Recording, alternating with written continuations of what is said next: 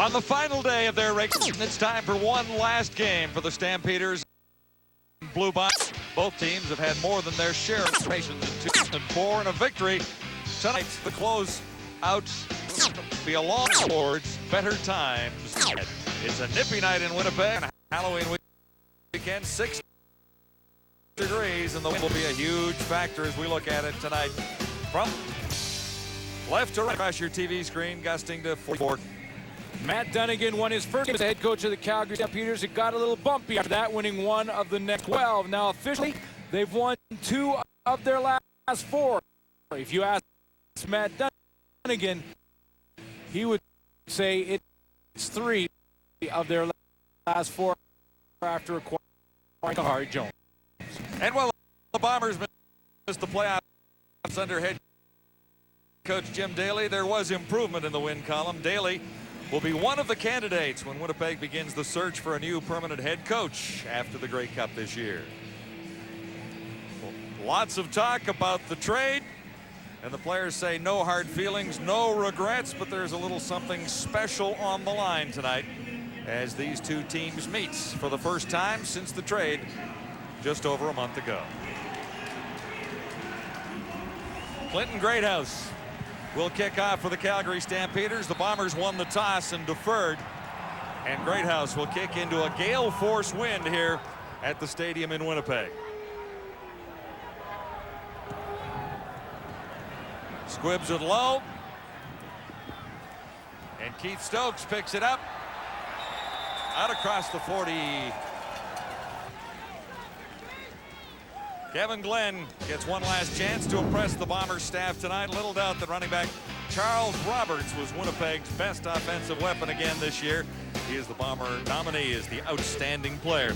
Winnipeg's offensive line has struggled at times. The most consistent lineman all year has been Matt Sheridan. He is nominated as Winnipeg's top lineman this year. Tonight's starting lineups brought to you by Tums. Tums tackles heartburn fast. Here the Bombers first down out across the 45 at the 47. Kevin Glenn has Kamil Peterson away from one tackle and fights his way. We'll see if he gets a first down out of that good extra effort by Peterson. Well, arguably the best front 7 in Canadian football, and it's led in that linebacking core by Brian Clark. Had a big game versus the BC Lions a week ago. Clark with 2 interceptions, 4 sacks on the season, a touchdown versus those Lions. Milo Lewis will have his hands full here tonight. He's got to cover Milt Stegall, who of late has been back on track. Enough for a first down, an 11-yard gain for the Bomber offense. So Kevin Glenn is set up across midfield, just into Calgary territory. Charles Roberts, and barely back to the line of scrimmage. John, one of those guys that wasn't as politically correct as Calgary Jones yesterday in the press conference and talking to the media, who's returning to face his old teammates, is Brian Clark. And he said in this game he would love to prove to Bomber management they made a mistake by not signing Brian Clark to a new contract. A big play guy, no doubt about it. Terrific interception against BC last week to keep the Stampeders in that controversial game. 2nd and 10 Bombers. Kevin Glenn has a target, and he fired behind his intended receiver, looking for Keith Stokes there.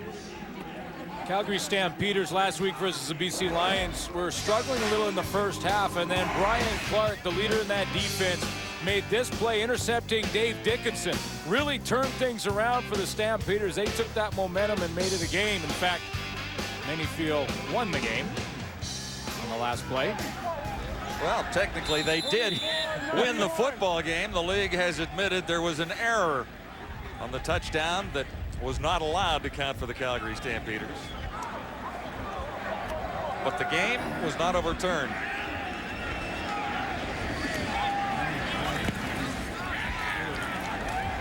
With a nice stiff breeze, McGarity. And he's out to the 23-yard line, Wayne McGarity.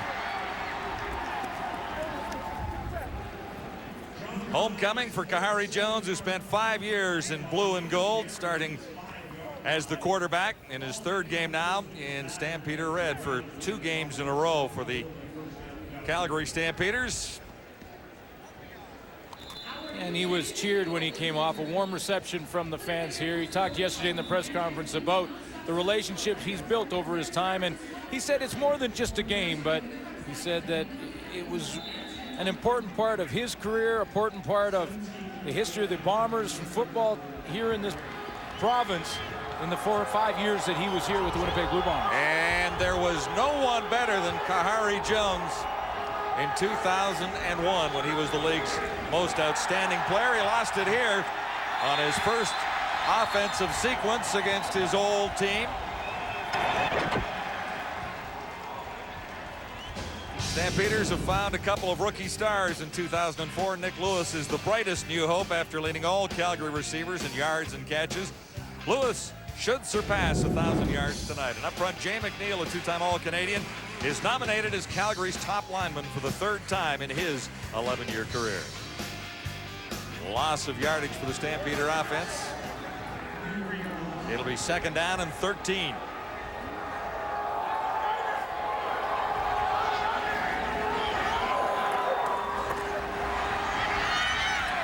Kahari Jones stands in, and this time it's on the turf, and the Bombers are all around the ball. Calgary looks to get this one back as Taylor Robertson comes up with the ball, and a tough beginning for Kahari Jones in the stadium that he starred in for 5 years. Well, he got the warm reception, but the fans here who are Bomber fans, remember, are going to love this start for Kahari Jones. He had trouble with the snap from center on the 1st down, and then on 2nd down, the ball is knocked out of his hands and fumbled as he tries to look down the field out of the shotgun formation. Alfred Payton off the edge, and it's Doug Brown who puts the hit on him from the backside.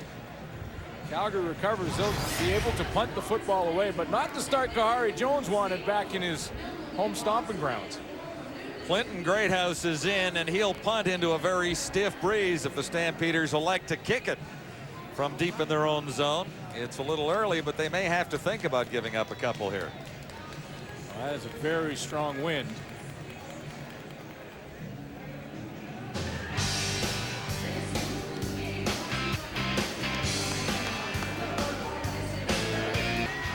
Stampeders on 3rd down, kicking into the breeze. Clinton Greathouse bounces it out near the 50, and all things considered, that was a fairly good effort with a stiff breeze in Winnipeg this evening.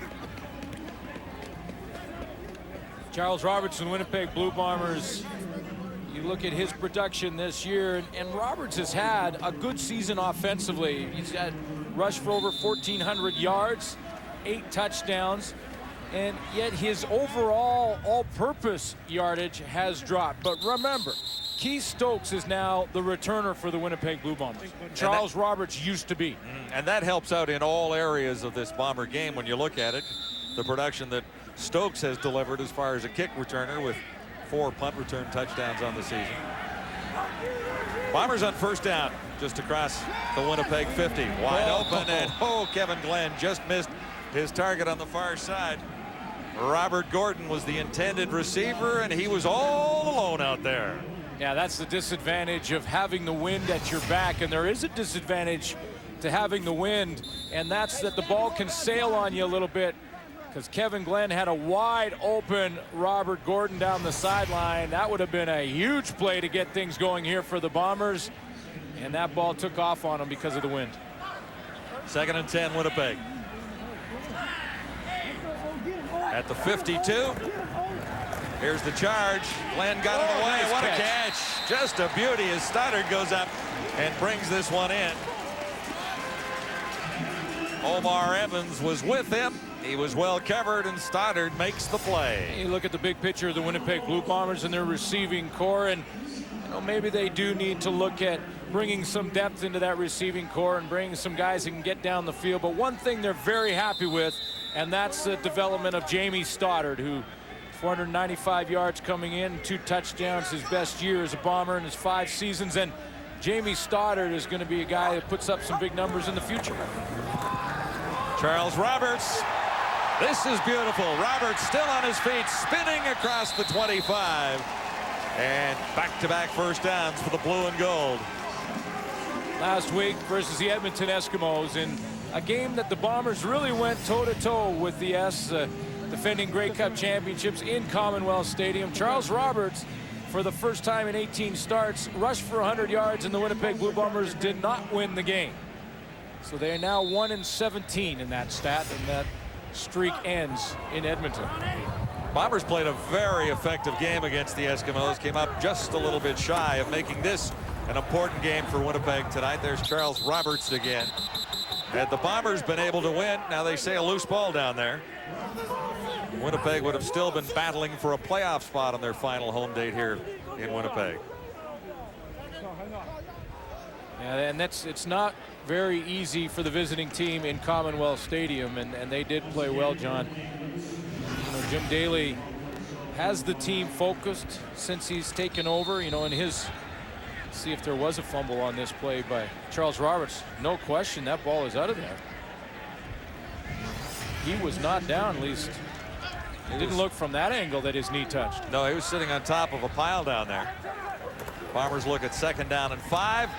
Stoddard had it bounce through his fingertips, and there was a Bomber receiver in behind. That was Stokes, who looked at it for a moment, might have had a play on the ball down at the 5. Well, Keith Stokes was running the post in behind of Jamie Stoddard, but he ran into Terrence Moore. And if he doesn't run into Terrence Moore, the safety, it's going to happen to the right of your screen.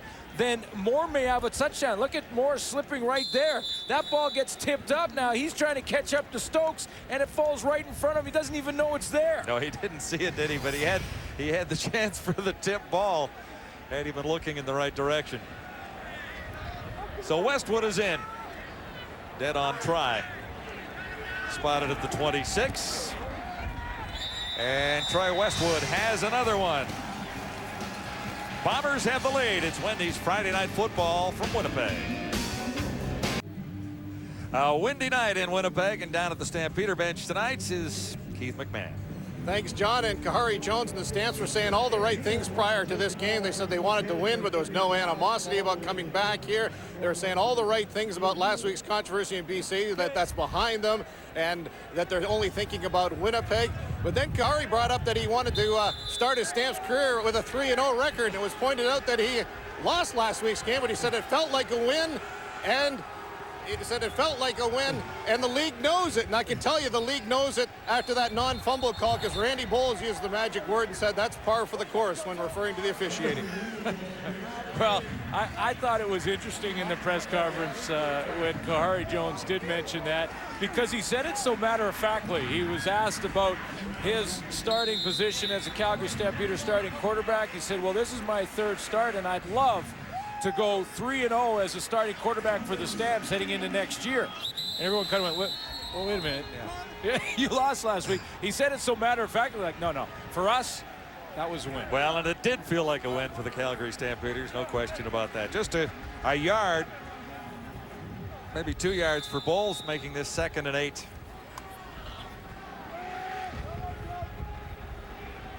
Randy Bowles, part of the trade between the Blue Bombers and the Calgary Stampeders a month ago.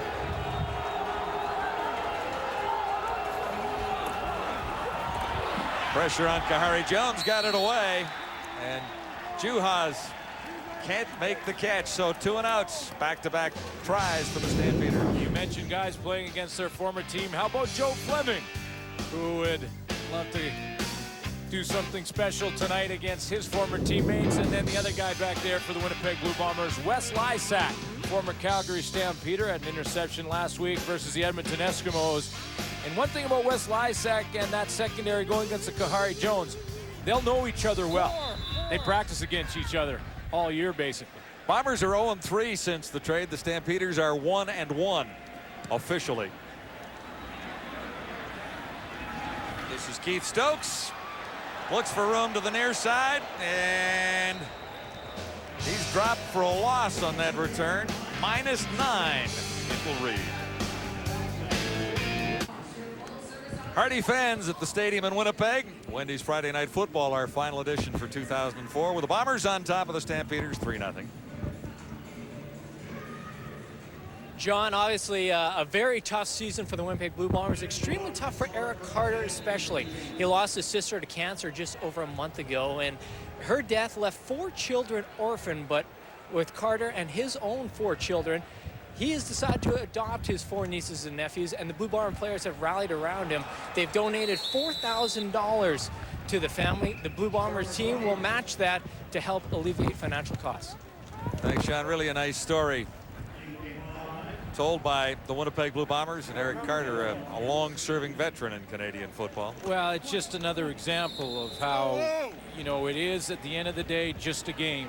And Eric Carter has gone through a tough year, but boy, what a show of his great character and leadership to adopt the 4 kids, bring them into his family, and now he's got a big one with 8 kids. Charles Roberts had 5 on the previous play. This is 2nd and 5 Blue Bombers, and Stokes makes the catch, but he's hit immediately, and he will not get a first down.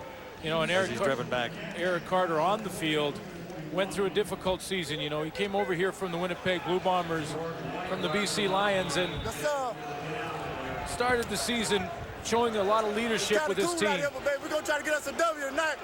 We're going to play this like the playoffs, baby. What's it to my boy Adrian Smith and Atlanta Steinhauer? What's going on, baby?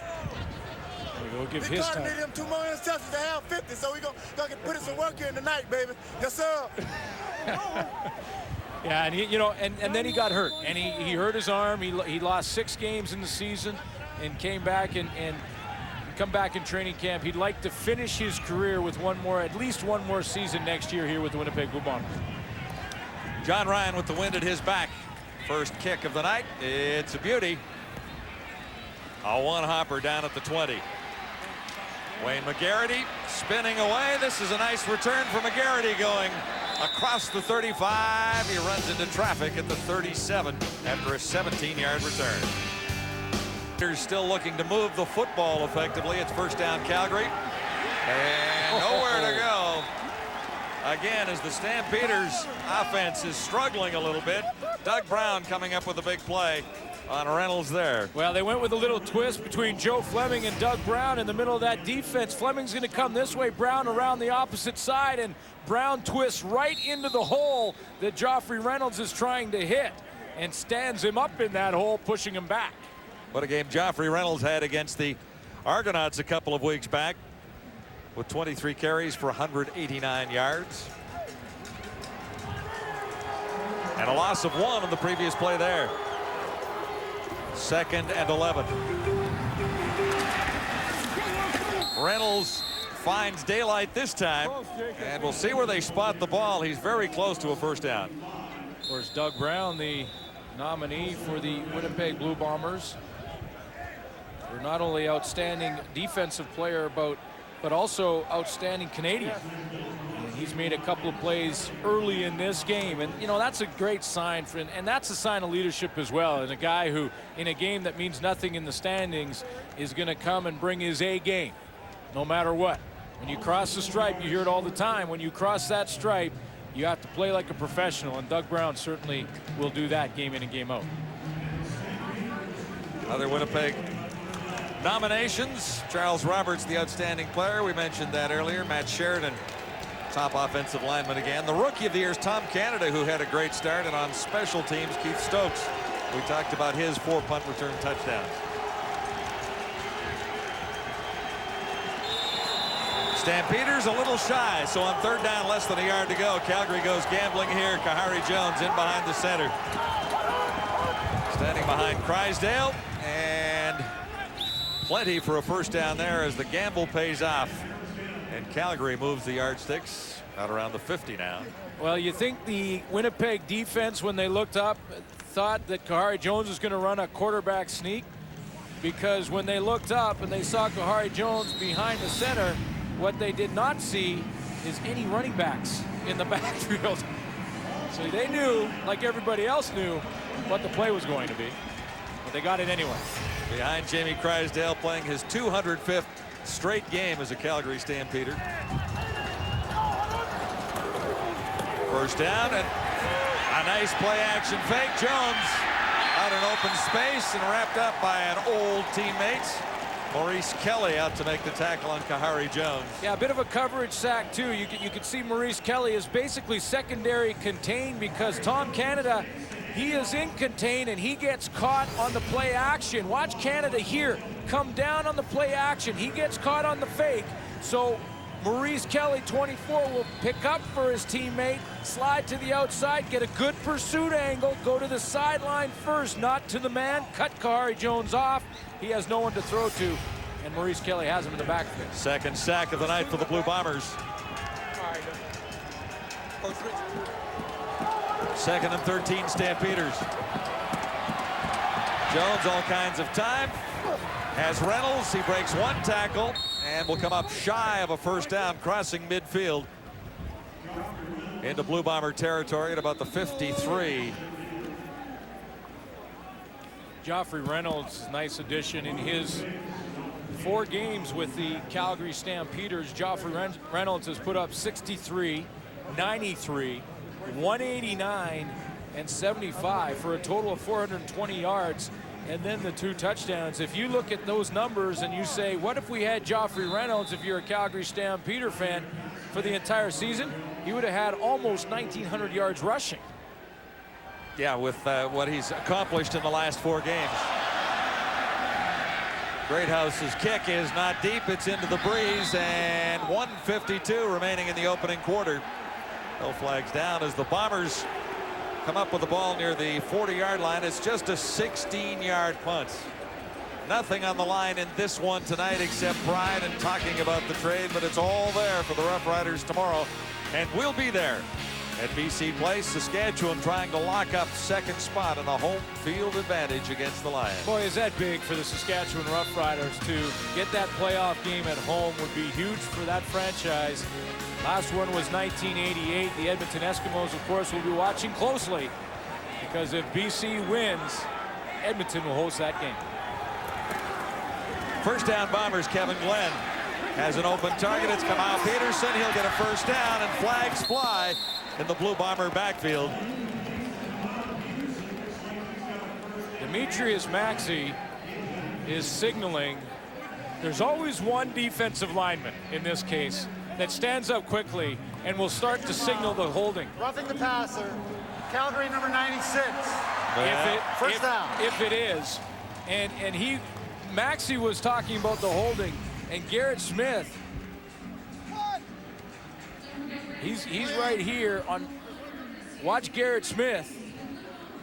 Now, is this going to be roughing the passer? He works through there. I actually had the wrong guy pointed out for you, but Garrett Smith gets roughing the passer, and that was a close one. Net 27-yard gain on the penalty. So the Bombers are set up at the Stampeder 45, first down. Flags fly again, and Charles Roberts flying again as well, crossing the 45-yard line and a little deeper into Calgary territory. John, I've sharpened my pencil, and I'll get that better for the rest of this game.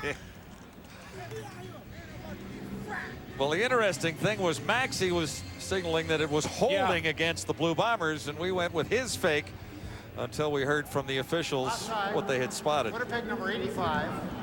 Repeat first down. So that's Milt Stegall getting a quick start.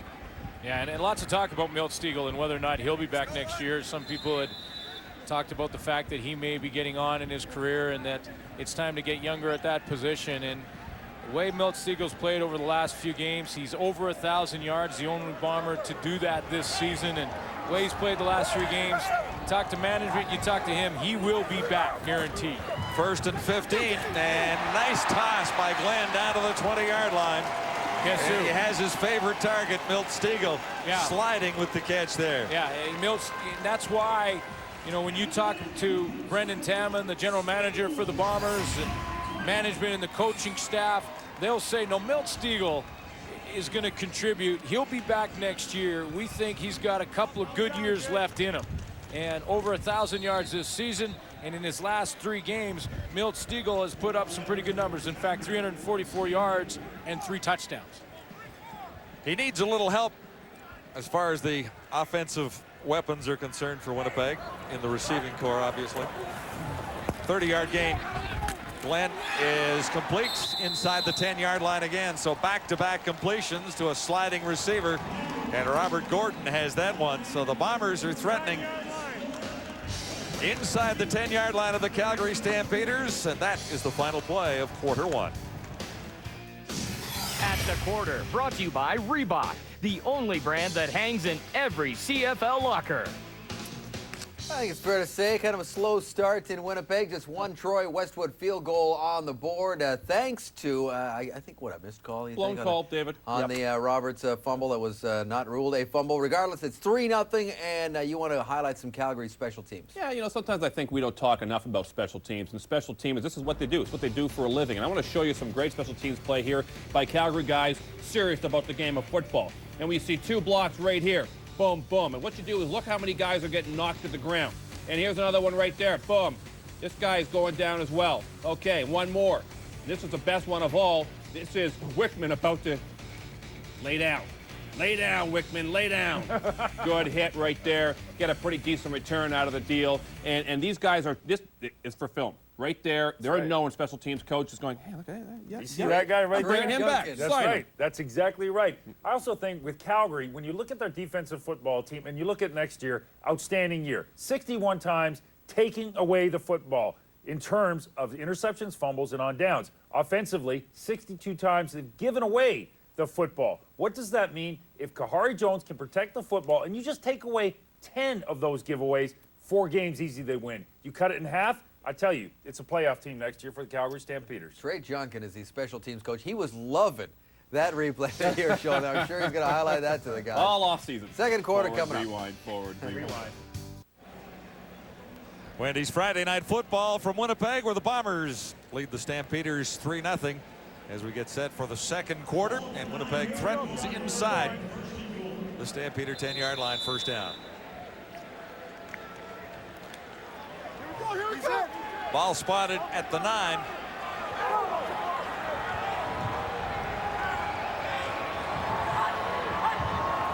Winnipeg first and goal from there. Charles Roberts down to about the 2.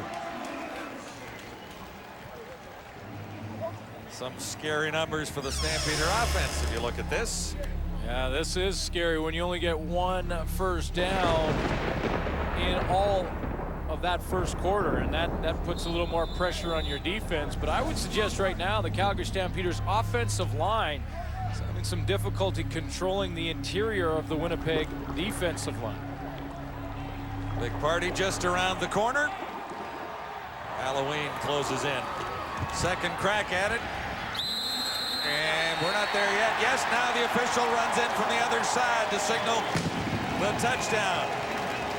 Now the Calgary Stampeders will complain this, but the officials have been pretty consistent with this call all season long. And what they do here is they will allow Scott Reginbald to hit the line of scrimmage and give him a second or two to continue to churn. So this battle will continue for a second or two to see if he gets a chance before he goes down by contact to have that football cross the plane of the goal line. Right there, he doesn't have a touchdown. At the end of it, second charge.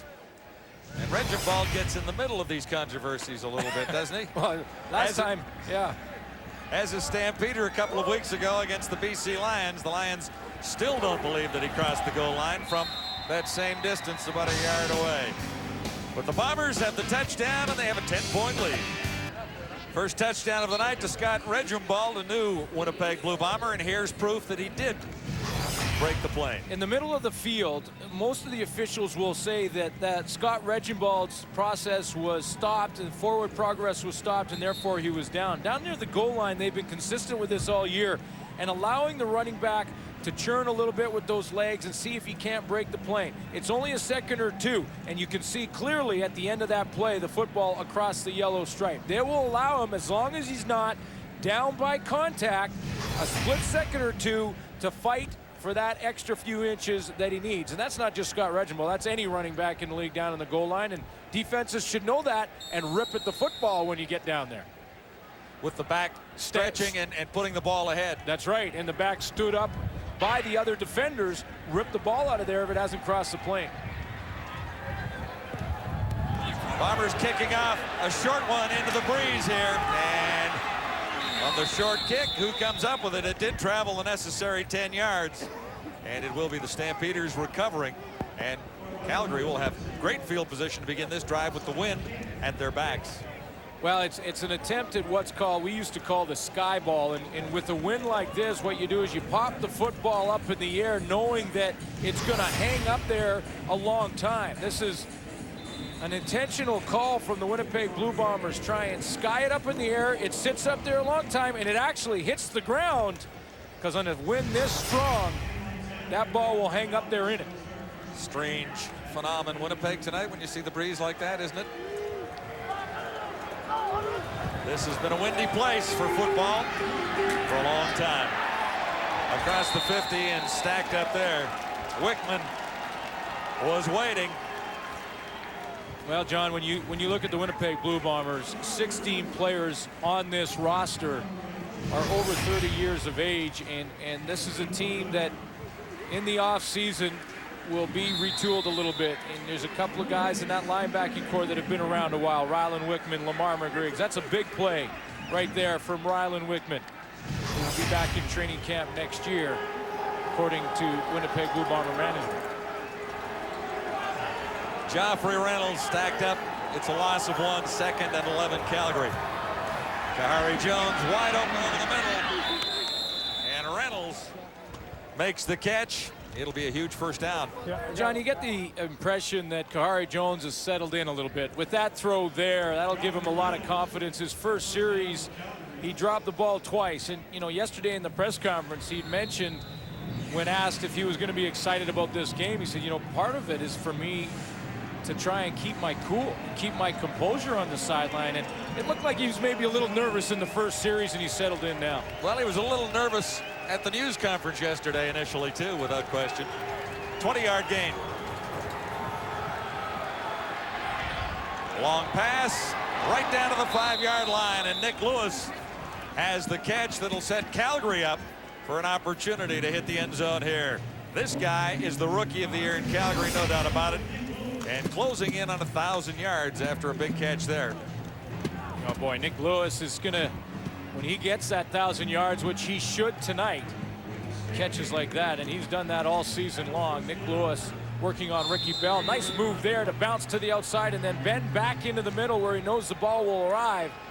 So back against his body. It'll be an elite group of rookie Calgary Stampeders to have 1,000 yards. 961 yards on the season, 35 on that catch to set the Stampeders up. So he is very close to that 1,000-yard mark, trying to turn the corner, and not quite.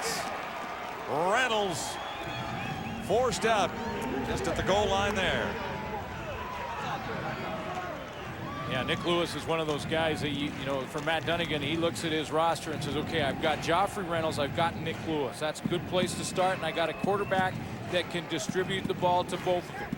Now, there's no question that the Calgary Stampeders in the offseason will also look for receiver help. But when you got a guy at 996 as a rookie, you're looking at a long future for Nick Lewis, and you want to get him tied down to a longer-term contract if possible. Stampeders nomination for Rookie of the Year and also Special Teams Player of the Year. 2nd and goal to go. Stampeders at the Blue Bomber 1, and it's fumbled. Jones is on it. Kahari gets it back. Well, I tell you, that is great effort by Kahari Jones. Randy Bowles put it on the ground, and Kahari Jones dives in to save the football. John, that just shows you that this is more than just another game that a team is playing that is out of the playoffs. The ball hits the turf. Kahari Jones with Winnipeg Blue Bombers scrambling for it, including Wes Lysek, could have just as easily stood there and watched that one and said, oh, our guy fumbled it. He dove in there. He threw his body in there to recover it so he could get a chance for 3 points. It is more than just another game for Kahari Jones. No question about it. Clinton Greathouse, 85% on field goals since taking over the #1 spot as the Calgary kicker. And he's 1 for 1 tonight. Stampeders are on the board. They trail by a touchdown. Get in. Nick Lewis, 4 yards shy of 1,000 yards in his rookie season. Here's his head coach on his Rookie of the Year. You know, he's come up here, it's like God had all these extra pieces, you know, left over, body parts, and he gave them to Nick Lewis. He's got huge hands, big legs, he's thick, he's strong, and he's got a great attitude, and he's a playmaker. And he's a young Terry Vaughn. Interesting thoughts from the Stampeder head coach. Here are the Bombers with Charles Roberts in possession, and he stopped at the 35. When you look at Lewis and his numbers, there has been some great Calgary receivers over the years who have hit this in their rookie year, this 1,000-yard barrier. You heard Matt Dunnigan say he was a young Terry Vaughn. Well, there is Terry Vaughn, 1995 as a Calgary Stampeder at 1,000 yards. The most recent was Mark Boerichter, who's in the National Football League right now, and Alan Pitts and Evisham. And, you know, you look at that group, that is a pretty elite group of receivers. And at 1,000 yards as rookies with the Calgary Stampeders. Yes. All Canadians in their careers in Calgary. Near side, it's Stokes making the catch and fighting his way for a first down across the 45 as he comes right at you with a toss from Kevin Glenn.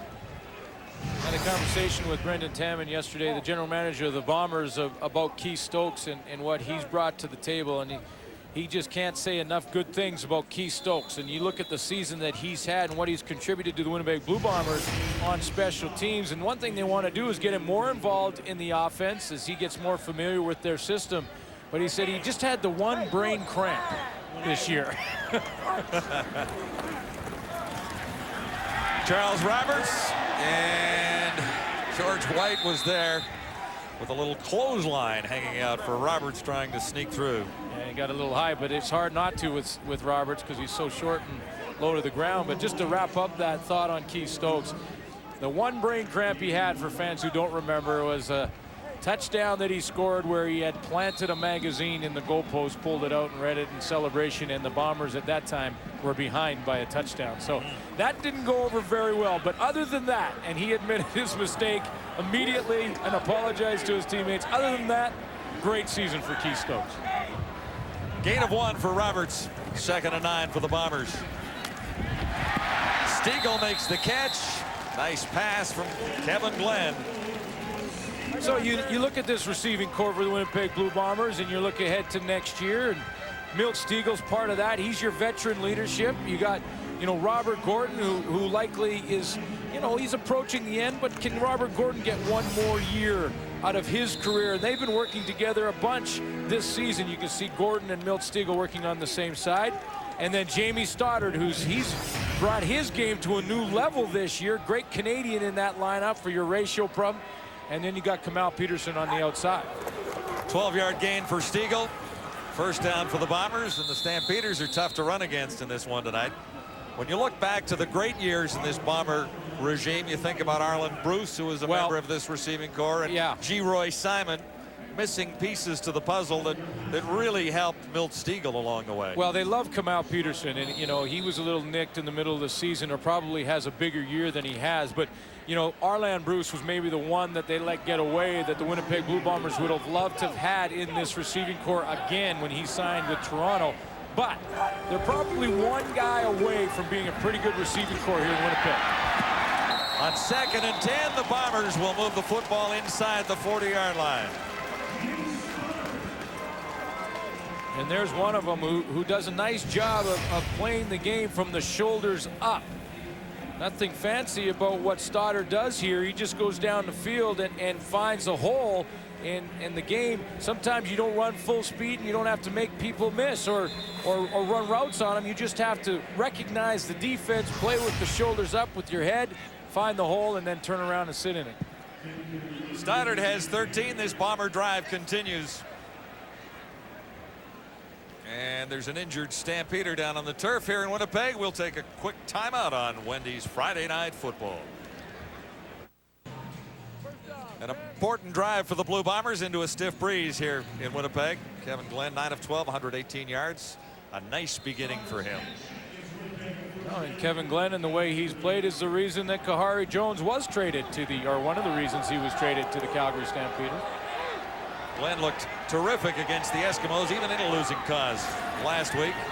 Nice play action fake by Glenn to Roberts, and on the money, near side to the 30-yard line. Stiegel again. Yeah, and that, you mentioned that game of Kevin Glenn against the Edmonton Eskimos. You know, I really thought he was over 300 yards passing, and I thought as a pro that may have been one of Kevin Glenn's best games, certainly as a Winnipeg Blue Bomber. He didn't win the game, and that's quarterbacks, and Kevin Glenn has said this many times that the only stat he cares about is winning games, and most quarterbacks will tell you that. But those are pretty good numbers in Commonwealth Stadium against the defending Grey Cup champions. Yeah, and when the Grey Cup champions are on the ropes too, right? Yeah, I mean, and it was a huge game for the Eskimos, as desperate as the Blue Bombers were, and Charles Roberts spins his way for a Winnipeg first down at the 25. So you look at Kevin Glenn. I talked about the receiving core, and you're talking about the Winnipeg Blue Bombers as an organization looking at this offense and where they need some help. They've been pretty happy with their offensive line over the last 7 or 8 games because they've been able to play together. Dave Mudge at the right tackle is finally healthy again. He wasn't at the beginning of the season coming off surgery. And then you got Charles Roberts. They look pretty good on offense. First down, Winnipeg at the Stampeder 25. Kevin Glenn to his right, throwing on the run, end zone toss, yes, touchdown. Kamau Peterson makes the catch, a flag is down. But Peterson is in the end zone, nice play by Kevin Glenn, and we'll check out which way the interference flag is flying. Pass interference. Calgary number 11. Decline. Touchdown. Calling it on corner Nate Terry, who was in a battle with Kamau Peterson with the football in the air. And they obviously decline that, and they take the touchdown. The Bombers on a nice throw from Kevin Glenn. Everyone biting play action, including our camera guy, as we switch back around. There is the throw, and that's just at the end of it. Nate Terry went down, but he had interfered with Kamau Peterson. That will be declined. 9 plays, 75 yards. The Bombers are into the end zone against a stiff breeze here at Canadian Stadium in Winnipeg. It's Wendy's Friday Night Football, and the hometowners lead it 17-3. Another nice drive engineered by Kevin Glenn. Kamau Peterson has a 25-yard touchdown reception. Bombers travel 75 yards in 9 plays.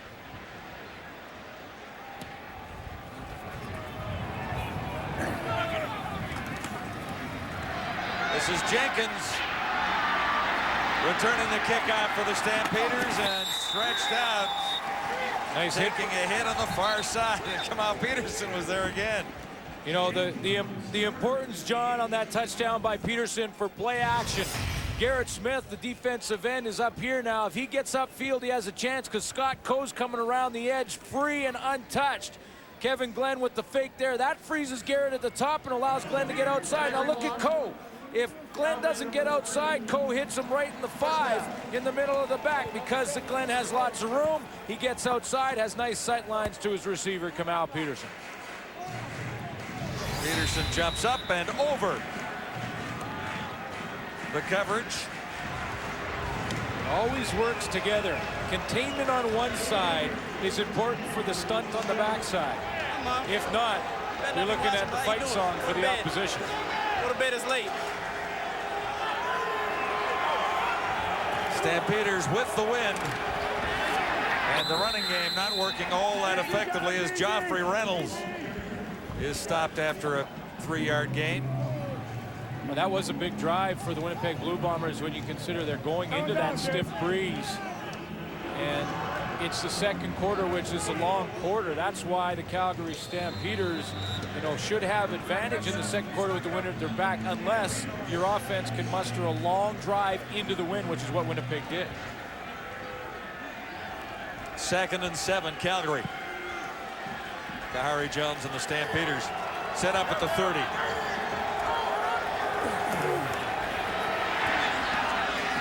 Jenkins. Great move by Jenkins to get the first down. Takes a hit at the 40. I got it, Kerry. 3 minutes till the half. Jones and the Stampeders have some points to make up. A windy night in Winnipeg on our final Wendy's Friday night football of this season. Looking ahead to the half, Randorf, Schultz, and Climby are fired up and ready to go.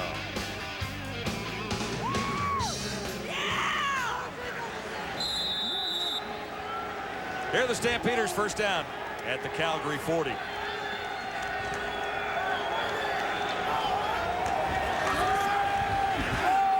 Jones to the far side, open target, catch is made. And Montana can't escape.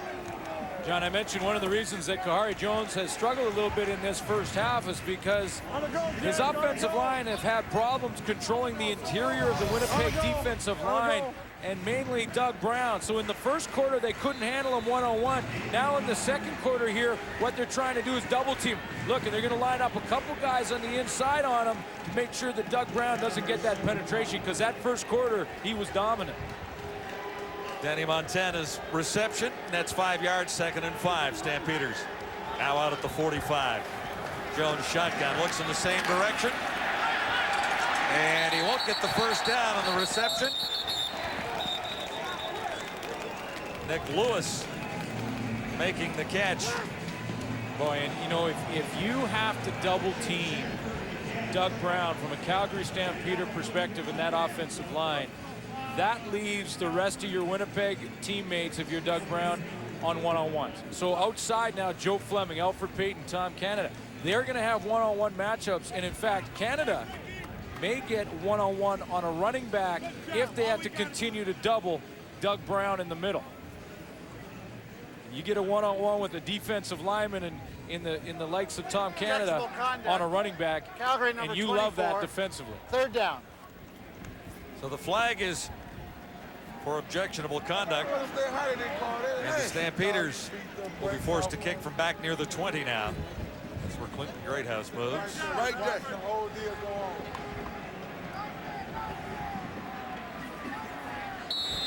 Stokes deep for the Bombers, back at the Winnipeg 30.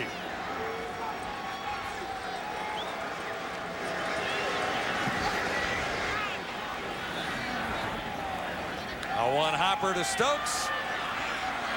And wrapped up by the first tackler downfield. Penalty marker is down.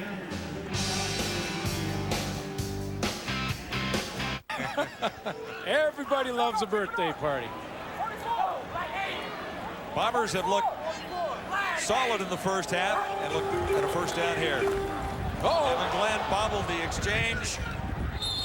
And we'll see who comes up with the ball here. A couple of fumbles tonight recovered by the teams. Well, you know, who put it on the ground. Early on, though, Charles Roberts, there was a quick whistle on a fumble. This time, it seemed like it took forever for the whistle to be blown as Charles Roberts gets spun around. Like, he drops the ball there. Now, watch him get spun around here. Looks like he has it. Whistle hasn't blown. Whistle hasn't blown. Well, he was still struggling with it, and that's why the whistle didn't blow. And that's a good job by the officials to let him play until they found out who got that football back. Yeah, the ball was not recovered. No. Loss of 8, 2nd and 18 Winnipeg. Charles Roberts again, and stopped in the backfield this time. I got it, Jake. Go ahead. The pasta coming through. Well, he came through. He came through because he had John Grace coming on a blitz that's picked up. See, Grace is right here, and this is how they work in tandem. And here is Napustuk right here. Now watch how he can take advantage. The stunt comes in, and that's picked up by Mo Elwanibi, and that frees up Sheldon Napustuk to go right at Charles Roberts. So John Grace, by this stunt, he influences 2 offensive linemen, Elwanibi and Dave Mudge. That allows his teammate to get free. See how they work together? Absolutely. And the Bombers deep in Winnipeg territory. I told you.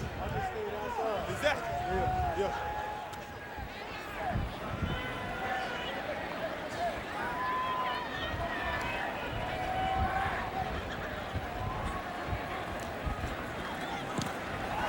Just got it away. It's low and into a stiff breeze.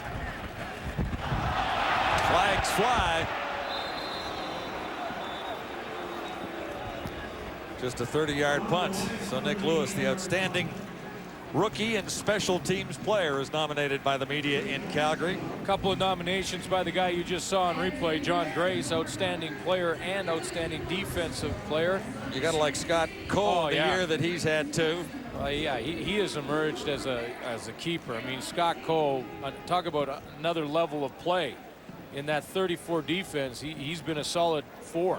And then Jay McNeil on the offensive line. That's the nominees for the Calgary Stampeders. And you got to believe that John Grace has a great chance at defensive player. I mean, Nick Lewis has a pretty good chance as rookie too, I would think. Yeah, and that's no disrespect to, the defensive players nominated. I mean, Anwar Stewart and Montreal had a great year. Kelly Wilshire and Kevin Iben in the East, and it's Eddie Davis, Malcolm Frank, and Brent Johnson in the West against John Grace. But you got to think he's got a great chance there. Harry Jones for the Stampeders on first down, and he has a strike to Nick Lewis, his Rookie of the Year, who is now officially over 1,000 yards in receptions in his first season in the CFL. It's been a great year for 82. Well, it is amazing. And Nick Lewis, when you're a rookie coming into the Canadian Football League and taking the next step, it is a big jump. And you have to play 18 games in the regular season. It's an awful long season. A lot of rookies wear out by about game 6 or 7. They start strong and then just kind of peter off. Well, Nick Lewis has not done that. 7-yard reception there. And the Stampeders will get another first down on the carry down to the 40-yard line by Reynolds. Joffrey Reynolds, red-hot runner since joining the Calgary Stampeders. And you want to think about Nick Lewis's future and what this 1,000-yard season means to Matt Dunnigan, the organization. We showed you the list of names that have had 1,000 yards as a rookie with the Calgary Stampeders. This is whistled down. 44 seconds on the clock here at Canadian Stadium in Winnipeg. Terry Vaughn went on to a pretty good career, didn't he? And Terry Evanson, who did it in 1966, was an outstanding Canadian receiver. Alan Pitts, of course. Yeah, an all-time leader for the Calgary Stampeders. And then Terry Vaughn, who, 10 consecutive years over 1,000. Mark Bowrichter, who's now in the National Football League. So, you look at Nick Lewis and you think... Calgary number 64. It remains first down. You look at Nick Lewis and you say, you got the future looks bright, my friend. It'll be 1st and 15, Stampeders.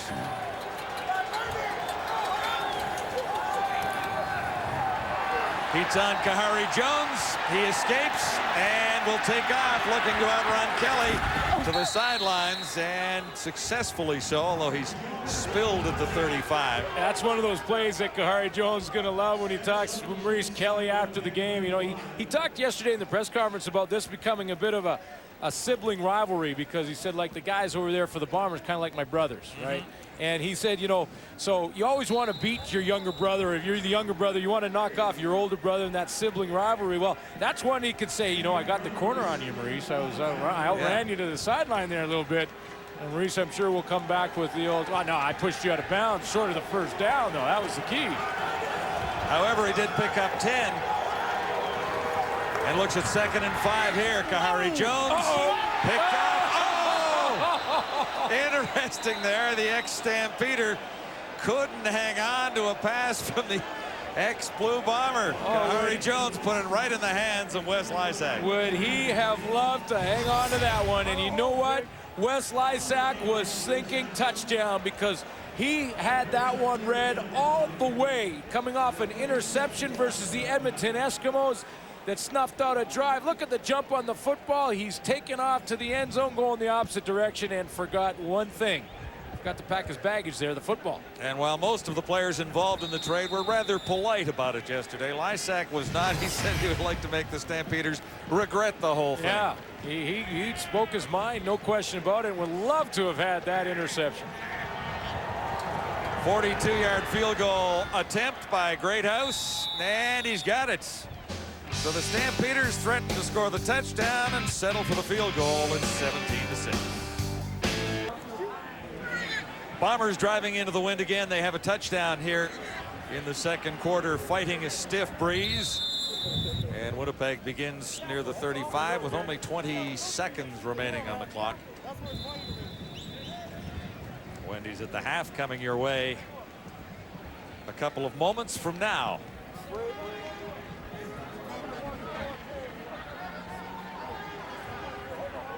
You know, you got the impression in this game that both quarterbacks were a little bit nervous coming in. You know, it's important for Kevin Glenn as well. I mean, not just for Kahari Jones coming back. He wanted to have a good game to show Winnipeg fans that they made a good decision. Yeah, this has only been Kevin Glenn's team for a month since the trade that sent Kahari Jones to the Calgary Stampeders. 17-6, Jock climbing, Chris Schultz along with Dave Randolph. Earlier on in the pregame show, Jock was talking about the stare down, where guys are going to make big plays against their old team and then stare. Wes Lizak showed us the look down. Can't believe I dropped that. Can I dig a hole in this turf? Let me dig. Yeah, well, he does have one interception as a Winnipeg Blue Bomber, but he would have loved to have had that one. Anyway, Kahari Jones is not having the type of night that he was hoping to have, clearly. Brilliant analysis right there. That's why you're the host, David. Yes, exactly. Go ahead, carry on your now. No, I think that's really the only point I had to make. But you're going to tell us why. There's reasons for it. Well, you know, he's getting used to new personnel, David. And one of the things that he's having to get used to is actually having two tailbacks in his backfield. He's never had that before. He had Sellers and he had Wade Miller. And now he's got a couple tailbacks. Let me show you how he's using them. Here you're going to see Jenkins, who's a tailback, sneak out of the backfield and run a flat. Now what they do is they take Reynolds right here and they run him underneath for a shovel pass. And that gives Kahari Jones two options. And you're going to see the linebackers here bailing out. So what does he take? He takes the option of going to the flat, which was a good choice here. So he's getting used to this different style of offense. And you're going to see Reynolds now get down the field and get a block for Jenkins as he turns it up, makes a nice move, and gets smacked, but not before he gets the first down. So it's interesting watching Kahari as he gets used to his running backs, gets used to his system. I think he's doing okay. He's not having a stellar night, but he's hanging in there. He's doing well. I hope Kahari Jones continues to get the ball to Nick Lewis because I really like this kid. He's going to be a 1,000-yard receiver. Biggest thing is his release off the jam. Watch this technique. The jam comes and the swim happens, and it happens simultaneously. He jams in with one hand, he swims with the other. That's how you make a release. Therefore, you get to the open seam and you make a nice catch. Now, what you have to understand is offensive line pass blocking is the same for defensive backs. That's the technique they use. Now, the receivers, they use the defensive technique. Watch Stefan the pass deck here, and notice he's going to use the exact same swim technique to defeat his man, arm over, free release, gets in on the play. For all you young kids out there, find yourself an offensive lineman. If you're a defensive back, master pass blocking. On the opposite side, if you're a receiver, find yourself a defensive lineman, master pass rush moves in open space, free release. Maybe you'll be a Nick Lewis. Come on. I can't work on it. Work on it. Yeah. Work. The swim and the rip, two different swim, things. Rip, there's rip, the button jerk. There's all kinds of stuff, man. man. He's got a karate chop. Yeah. What is this? There's a spin off the rip. I don't know. I don't know. I just read the poll questions around here.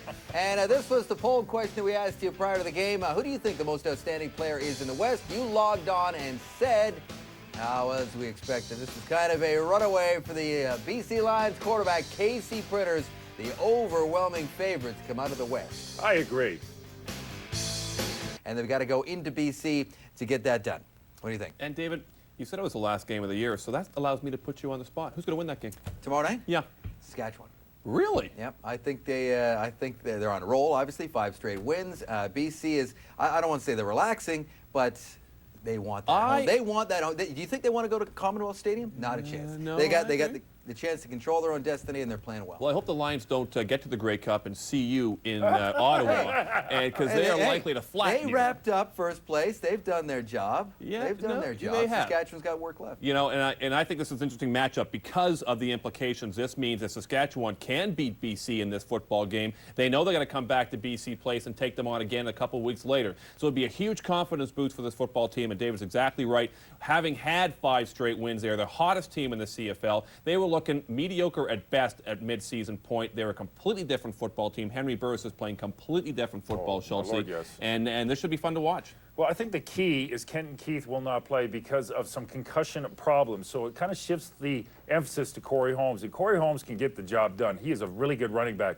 Very significant because Henry Burris is at his best when he has some run support. It just takes that edge of pressure off of him, and then he really performs as a player. With the Lions, same old thing. Casey Printers, Dave Dickinson. I bet you they play them both because there's too much time in between to give it all to one quarterback. They need the intense game reps because those reps you can never duplicate and practice, especially at this time of year. Meantime, Edmonton's got the week off, which I guess is kind of like having a bye, which they've had the last few seasons because they've had first in the West and they've gone straight to the Western Final. By the way, we're going to speak to Terry Vaughn live on the pregame show tomorrow night, so tune in for that, and thanks to Terry for joining us. But what do you think about Edmonton and the fact they got to win and got some momentum heading into the playoffs? Most of the football team struggling for an identity right now, and right now, if I'm them, I'd rather be playing this week because you can't figure out if you're a good football team or not a good football team. And now they got to sit at home and watch all the other teams play and get ready for the playoffs, and you're still trying to figure out exactly what you're all about. But I don't think the Edmonton Eskimos are dead and buried. This is a football team that still has a strong chance of getting to the Grey Cup. Very legitimate point, but I also think Edmonton, in a very subtle way, is laughing. I really do, because they're going to be sitting at home Sunday or Saturday night watching this game, and they're going to wish for one team to win, but they're also going to wish for each team to beat the heck out of each other. And they're sitting at home preparing, knowing they're going to play the Saskatchewan Roughriders in a very odd way, whether the game is played in Saskatchewan or in Edmonton. Advantage Edmonton Eskimos. Wally Buono subscribes to the same theory that Don Matthews does. You play your starters, you go hard, you play football. And so we're going to see a good BC Lions team, and we're obviously going to see a very motivated Saskatchewan team tomorrow night. Don't miss it on our last night to the regular season. And Winnipeg is leading big time right now at the half over Calgary. There's Kamau Peterson with one of the touchdowns for the Major. Later in the game, Burgess throws a strike to Ray Elgard deep in Ottawa territory, and with the catch, Elgard surpasses 1,000 receiving yards in the '94 season. This game proves to be all Saskatchewan as Burgess finds Turner in the end zone one more time, and Saskatchewan goes on to defeat Ottawa 43-22. You playing that game, Jock? As a matter of fact, in those beautiful red uniforms, I sure did. I like those uniforms. Didn't see the highlights. Here are the halftime numbers brought to you by Molson Canadian. I am Canadian. Hey, Dave, look at all the big numbers for Winnipeg, and my observation isn't so much statistical, it's emotional. I think Winnipeg wants this game more. They're out-hitting Calgary. 179 total yards. That's pretty good for a first half of football under winning conditions. And Sean Churchill spoke with the coach who has the lead of the half, Jim Daly. Jim, you're winning the war in the trenches, and that's obviously giving you a difference. Yeah, I think exactly right. Our O-line and D-line are playing very, very well, and we've been able to sustain some drives even against the wind. So it's been, I think, a real good performance by our offense. With these conditions, you change a certain aspect. How do you address it? Well, to be honest with you, the biggest impact is on the punting. Our offense, we've moved the ball through the air and on the ground into the wind end. And with it, it's almost as hard to throw with the wind as it is against it right now. Thank you very much. Good luck in the second half. Thank you. Second half coming up. It's Halloween. That's beautiful. Yeah. 17-6 at the half. This is Wendy's Friday Night Football. Different colors, but I'm back.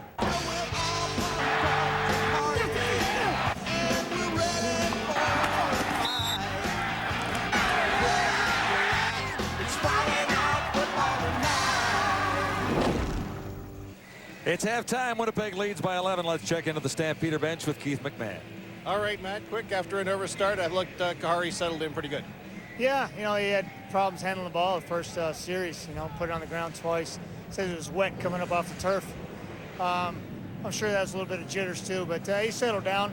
You know, we just got to be smarter with the football and take advantage of our opportunities. Field position is so critical in conditions like this. All right, I'll let you get the headsets back on. Thanks for doing this. Work.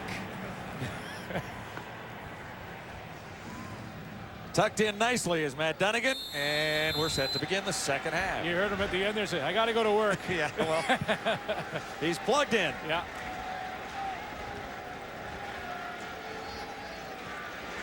Bombers into the breeze here to begin the third quarter, and it is a substantial win coming out of the north in Winnipeg tonight. Returning for the Stampeders, Ronnie Jenkins, and here's how the quarterbacks stacked up in that first half. Completion percentage good for both quarterbacks, 7 and 9 for Kahari Jones. He'd like to see some more yards, obviously. Kevin Glenn had a pretty good half, 151 and a touchdown to Kamau Peterson. Now Kahari Jones in this third quarter needs to do something with the wind at his back. He wants to try and get in and out of this huddle, I'm sure in a hurry, see if he can't put some points on the board, because that stiff wind is right behind him right now. Stampeders begin with decent field position at the 48. Jones keeps it on the ground. Reynolds, nice run. A little shy of the first half. Heard Matt Dunnigan talk about taking advantage of opportunities when they get down in the scoring zone. And when you look at that first half, he would like to turn those two into two over here. And then that's what he's talking about, is taking advantage of those opportunities when you're inside the 20-yard line, which everyone calls the green zone now, not the red zone. And I'm going to just call it that from now on. I like the green zone. The green zone. I mean, that's go. That's get into the end zone, isn't it? That's the right. red zone means stop, and when you talk about the red zone, that's not good for the offense. I guess I used to say red zone because I was a former defensive player. Yeah, and red, you want to stop them. Yeah. Second down, less than a yard to go. He's hit as he throws, got it away. Montana will have the first down. Danny Montana on the strike from Kahari Jones down to the 25, and this is exactly the way the Stampeders had to begin the second half, trailing by 11. Well, and this is some kind of throw for Kahari Jones, because he has to wait for Denny Montana to open up on the outside, but he's on the left-hand hash mark, and that throw with pressure in his face, although a little wobbly, is about a 45-yarder, and the reason the pressure's there is, guess what? They went back to a one-on-one on Doug Brown. You're gonna have to go back to a double team, because 97's getting it done tonight. Here the Stampeders set up at the 25. Calgary with the win. Here in the third quarter. Jenkins cuts it back in.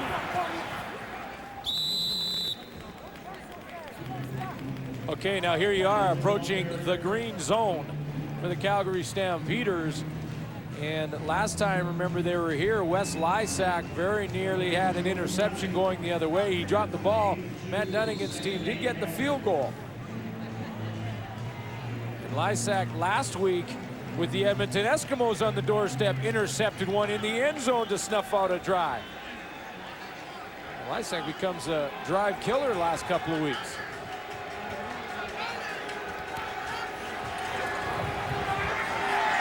Jones. There he is. And there you go. Exactly what you're talking about. That drive is over. As far as a touchdown is concerned for the Calgary Stampeders, it's third down and a bunch necessary. Well, he does a nice job, Wes Lysak, the former Calgary Stampeder, of disguising the coverage and then sliding up into a man-to-man situation.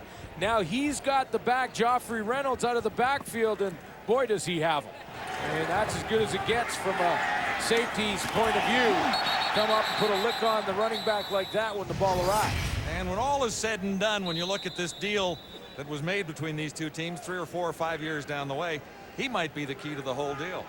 Well, yeah, Lysak, you know, he's got a future. Just in his second year, he's got a couple of interceptions this year. I would agree with you 100% there. They'll fake it and get the first down. Stampeders on a fake field goal, and they have the first down. It looked like they had it. They're very close. They needed to get to the 15-yard line. And the Winnipeg Blue Bombers are trying to convince the officials by sending the offense on now. The officials waved to get the yardsticks in there in a hurry. Bombers say no. Stampeders have their fingers crossed right now. It's awfully close. They had to get to the 15. They're just shy of that. No, they didn't get it. About a foot shy on the gamble by Dunnigan.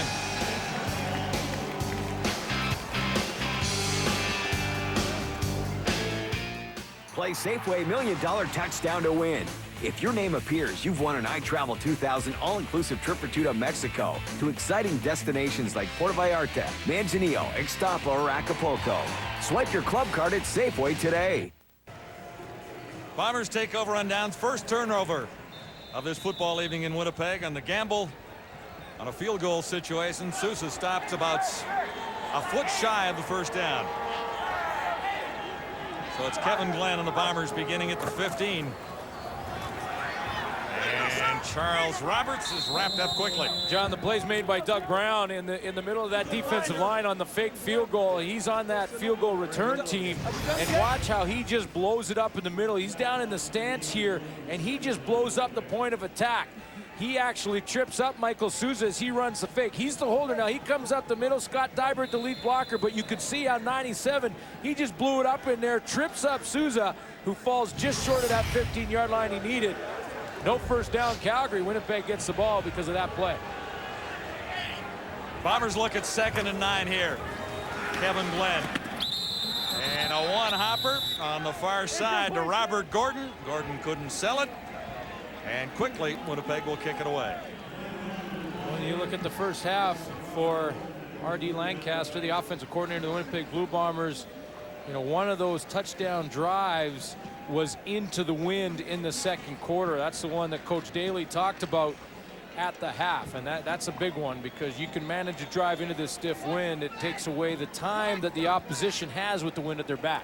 9 plays to cover 75 yards, finished off on the 25-yard toss to Kamal Peterson into the breeze. Now this is that situation where you're kicking into the wind for the Winnipeg Blue Bombers, and it's very close to that situation. You give up the safety. John Ryan standing at the Blue Bomber 2 and thinking about it here. Now this is the deliberate. This is the deliberate Wade Miller offside call. And the reason for this is if it takes even 1 or 2 more seconds off the clock to reset the whole deal, they're going to give up the safety anyway. Then you take the penalty. Winnipeg number 34. It remains 3rd down. And the Winnipeg Blue Bombers have had some practice with this because this isn't the first game in their franchise history that they played in a strong wind. No, the Bombers know wind. Yeah.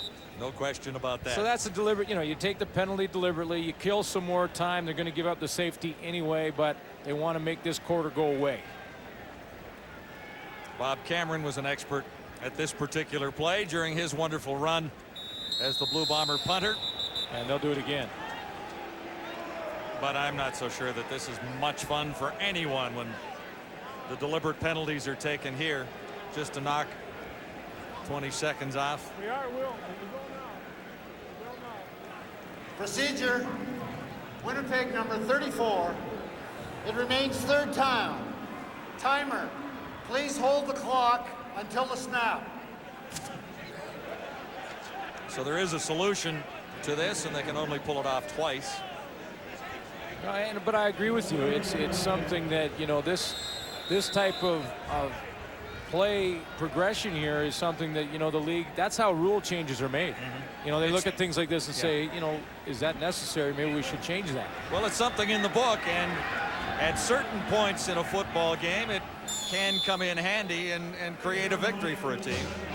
But here it was just a waste of time as the Bombers give up 2 and the Stampeders get a little closer.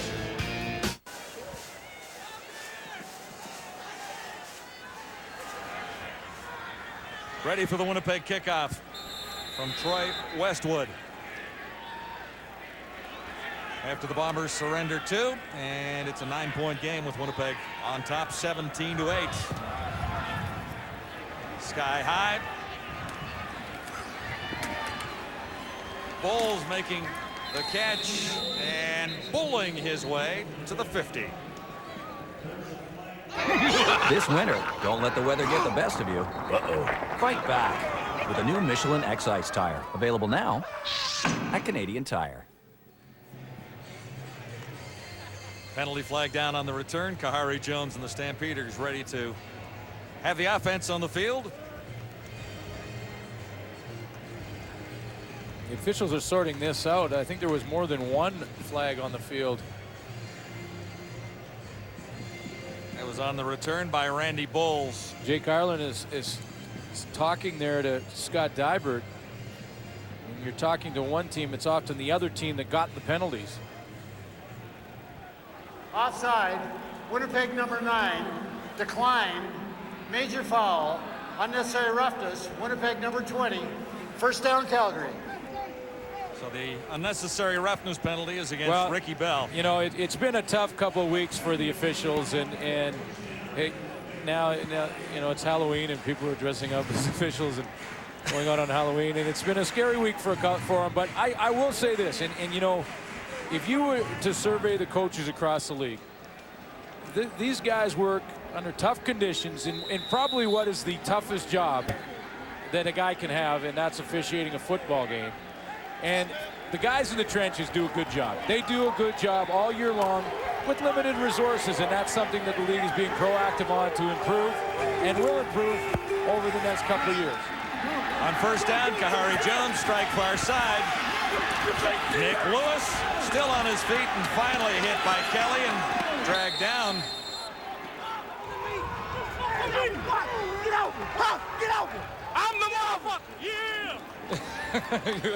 Nick Lewis was like, get off me, get off me. No, we're not going to get on you because you can break that tackle too. I mean, wow, you know, you heard Matt Dunnigan talk about the fact that, you know, Nick Lewis reminds him a little of Terry Vaughn with the Edmonton Eskimos and when Terry Vaughn was a rookie in Calgary. Well, this is vintage Terry Vaughn. This is what Terry Vaughn does. He breaks tackles. Lewis could have run out of bounds there. He said, no, I'm coming back in. Broke that tackle. Eric Carter stays on his feet, takes another hit from Canada. I mean, look at the guy go. I mean, my goodness. That is typical Terry Vaughn right there. No wonder he made that comparison. Lewis nominated for Rookie of the Year, the touchdown toss, and just a little too high for Sanford. Lucio Sanford involved in the controversial conclusion to the game in BC the other night. A perfectly executed play. Sanford made it to the end zone. The touchdown was not counted, and the Stampeders lost the game to the BC Lions. Boy, I love that play from Nicholas Lewis. I mean, that's the type of play. He's done that before too this year. He had a touchdown early on in the season where he broke 6-7 tackles like that. Matt Dunnigan talked about his strong leg strength. He's 5'10", 205 pounds, and can get down the field in a heartbeat. 28-yard pickup on the play by Lewis. Kahari Jones won't get it away, but he escapes somehow. Looks to the end zone. Touchdown! Kahari Jones looked like he was dropped. Oh, yeah. And Jones fires the touchdown strike. McGarity celebrating there. Broken play. Looks can be deceiving, I guess, partner, because he did look like he was caught for a loss and for a sack. A stunt on the outside. Doug Brown outside. Alfred Payton inside. They go down there. He and Tom Canada collide, and out comes Kahari Jones, who finds Wayne McGarity. He looked like he was stopped, found McGarity in the corner of the end zone, and the Stampeders, with the wind at their backs, have answered with a touchdown and closed the gap.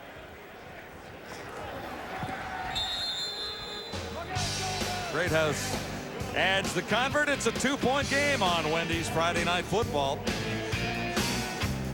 McGarity has the touchdown catch. 3,000 has entered the building. It's a wrap. And Kahari Jones, a little Houdini move here to get away. He did his Steve McQueen, the great escape, because he steps up in there and is in jail. I mean, he is locked up in jail. Doug Brown has him on the left, Tom Canada on the right. Canada actually missed him, took out Doug Brown, and that allowed Kahari Jones to get out to the right side, and look how wide open Wayne McGarity was by that time. I mean, you can't cover that long, and with McGarity working on the backside of the play initially, you're going to leave him if you're in the defensive secondary of the Bombers, and then all of a sudden Kahari Jones squirts out to the opposite side, and a wide open Wayne McGarity is there, and Kahari Jones, yeah, there it is. Little emotion from the former Winnipeg Blue Bomber. Stampeders looking to make hay while they have the wind at their backs, and now the Bombers will get an opportunity to drive into the wind. Winnipeg will have a severe wind at their backs for the final quarter here.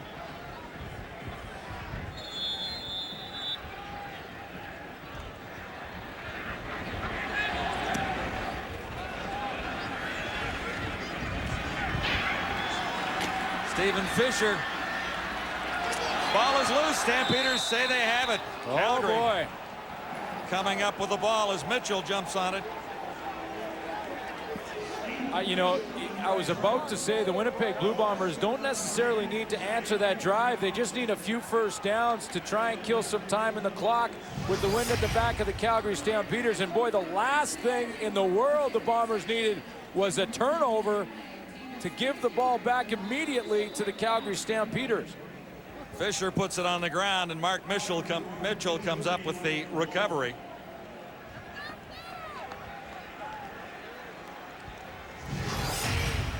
So here are the Stampeders inside Blue Bomber territory right after the touchdown toss from Kahari Jones to McGarity. A little confidence for this Calgary team all of a sudden.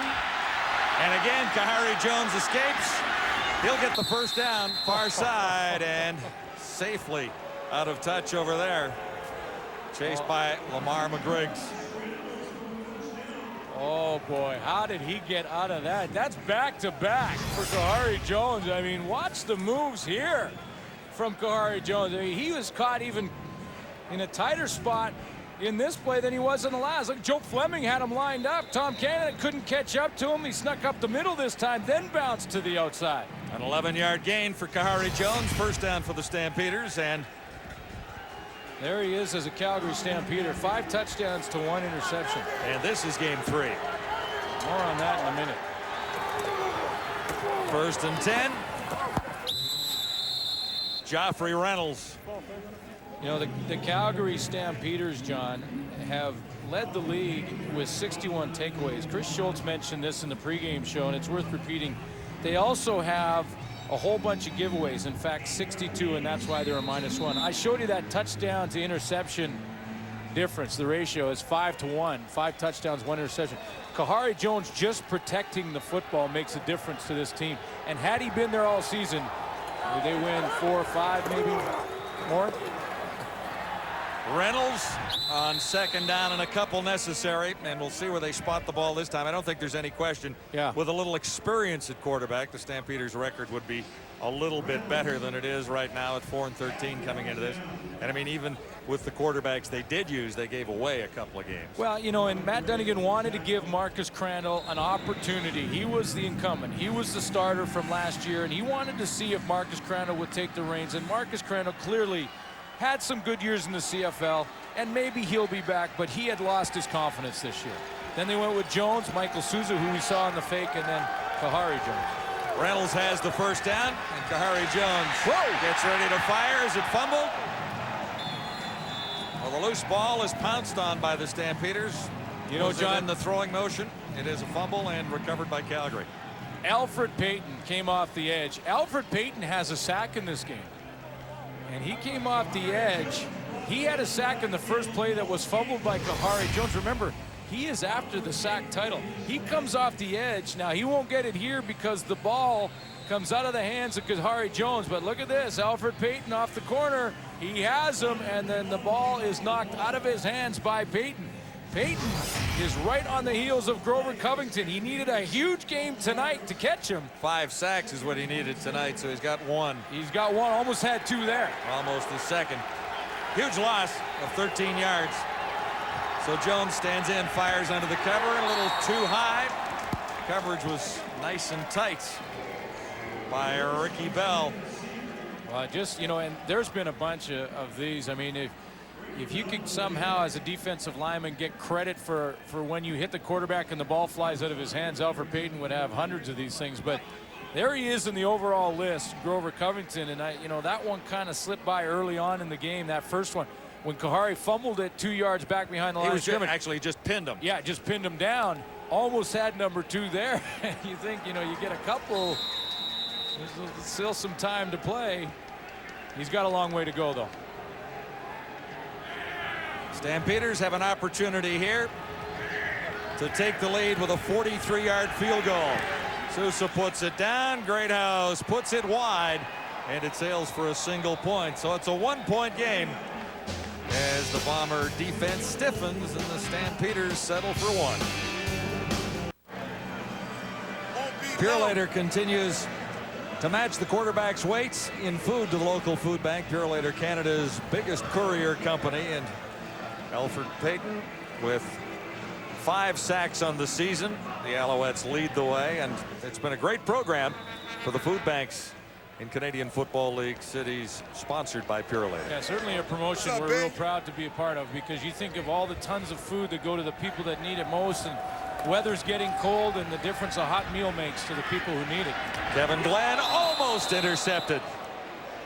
Brian Clark had one last week, had his hands on that one, and regrets that he didn't squeeze it, obviously. And it fell for Peyton. And what's up, babe? Nice to say hi to everybody on Governor Hall, baby. Love y'all.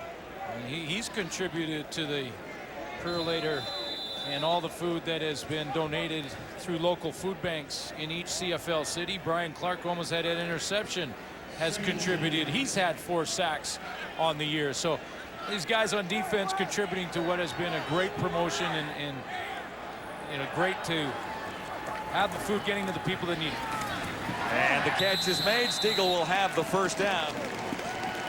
It was 2nd and 10, and Stiegel comes up with the reception in front of Joey Bosse.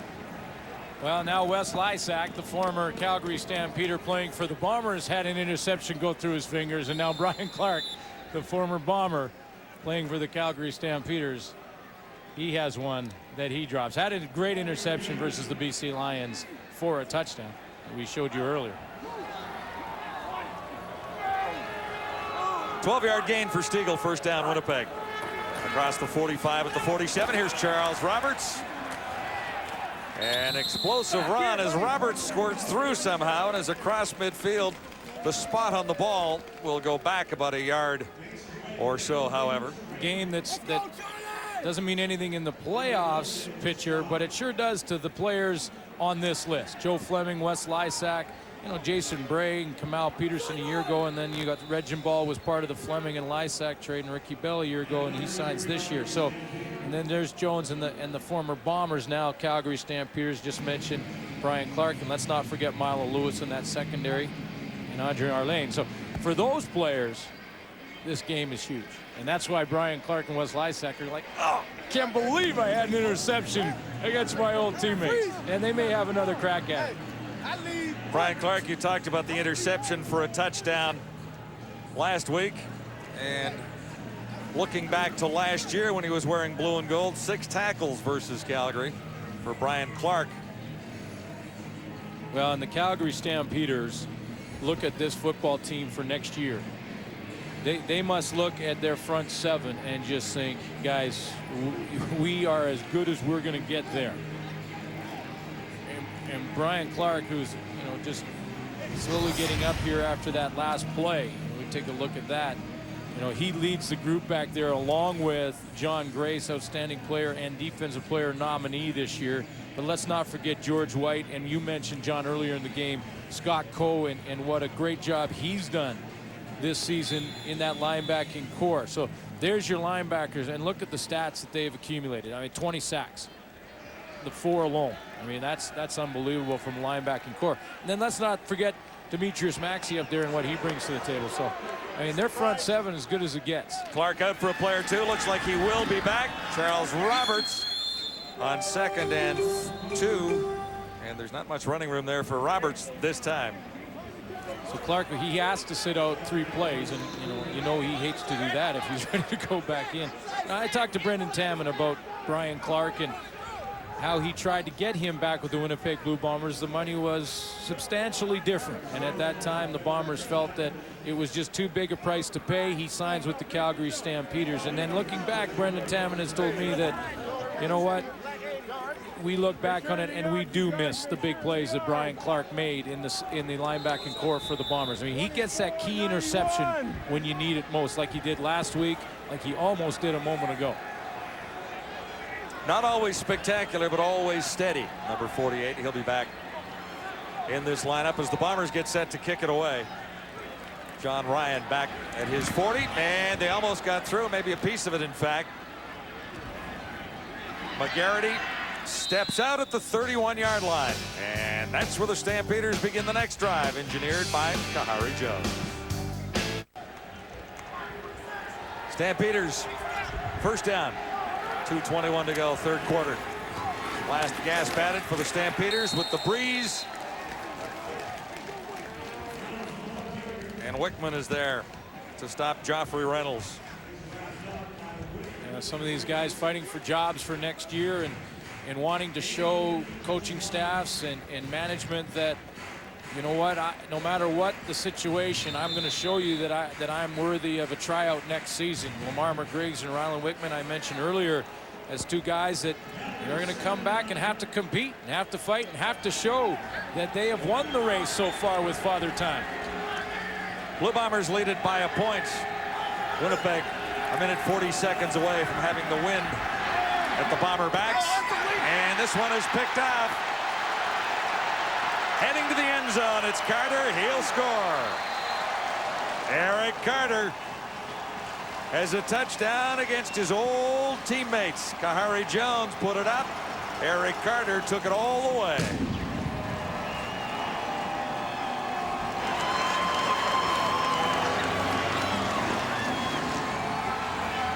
Bombers have scored 2 touchdowns against the wind now. Boy, he got a nice jump on this. Kahari Jones rolling to the opposite side. Always more difficult rolling to your left to get enough on the football, because you have to turn your body all the way around. And with that full roll, the veteran Eric Carter, he knew he had to get rid of that football and try and get it outside, and he got a great jump on it. A 49-yard interception return to pad that Winnipeg Blue Bomber lead. Third interception of the season for Eric Carter, who has battled injuries all year as a member of the Bombers.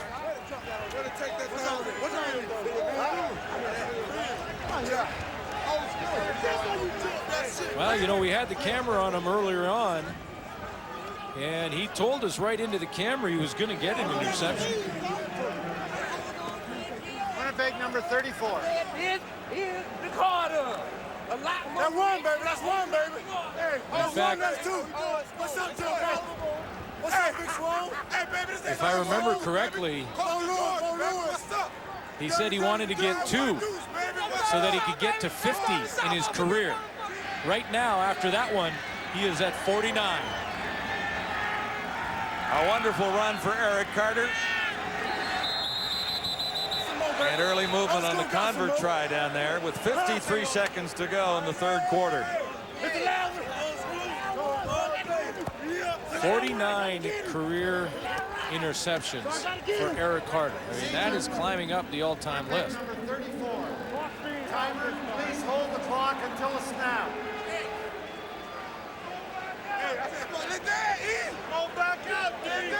Is 49th for a touchdown. Nice way to celebrate there. Well, as you know, as a player, no matter where you are, whether it be hosting the West Final or out of the playoffs, you want to win your last game. And you want to play well in your last game. And Eric Carter, in his last game of the 2004 season, is playing well. Troy Westwood finally puts the convert through. It's 24-16, Winnipeg leading Calgary. With a nice little interception return for the touchdown of 46 yards. Well, maybe right now Carter has the play of the game, and Glenn maybe the player of the game. How about Nick Lewis? A couple of nice runs for the Calgary Stampeders, and after the catch, and this game is not over by a long shot. And, you know, other than one play that Kahari Jones is laughing about, he wants back, because, you know, the guy he's talking to his left, his coach, he threw a couple of those in his time. Just a couple. If you haven't, as a quarterback in the CFL, thrown an interception, and you haven't been playing. Dunnigan had a great run as a quarterback in a lot of CFL cities, but he's revered in particular here in Winnipeg for his great years as a Blue Bomber. Bobbled by Jenkins. He's got it back. And out across the 30 to the 32. Ronnie Jenkins. I mean, this is getting up there now, and you look at the Eric Carter interception. He said he wanted 2 tonight so he could get to 50 in 2004 in his entire career. He's at 49. There's the list. Woo. As you climb up. And there's a reason there's a couple of gaps in there because of the ties at 51. And every time that graphic goes up, I have to give Dave Moore, our statistician, some money. Yeah, except all these guys are passing you now. Because of the ties, he puts my name in there. But yeah, Eric Carter is up there. The guy on top of the list is here tonight as well. Les Brown, coach with the Winnipeg Blue Bombers. Yeah, and coaching Eric Carter. Yeah. Nice tackle in the open field by Jason Bray. He's an ex-Stampeder as well. Well, one big play often, it just grows, and the enthusiasm grows, and you get that intensity on the sideline, and then another big play happens right after. Eric Carter gets things started, and then Jason Bray says, well, hey, I want to be part of the fun. Little swing pass out to the outside, and Bray is right there. Chop down Joffrey Reynolds.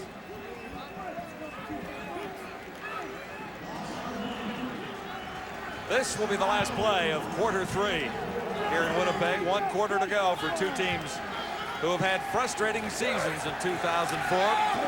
And this will be good for a first down. McGarity making the catch, or Arlane making the catch, I should say. And that will be enough for a first down for the Stampeders. 4th quarter up and coming on Wendy as we get set for the 4th quarter. And there are the numbers through 3. Well, they're getting closer. Earlier on, the Calgary Stampeders didn't have a whole lot of first downs. Now they have 10 to 13 of the Winnipeg Blue Bombers, so the time of possession's equaling out just a little bit. Points off turnovers is part of the problem here for the Calgary Stampeders, and part of the reason is Eric Carter's interception as the Bombers up on top. A flag is down, and so is the Stampeder running back, Joffrey Reynolds. You know, Kevin Glenn's played well. We showed you him, and Eric Carter with the big interception. And the guy that has been playing in that middle of that defense. Calgary number 19, decline, 2nd down. You know, along with side Joe Fleming and Doug Brown, those are the two guys too that I really believe have dictated this game so far, and really what's happened. They've controlled it up there.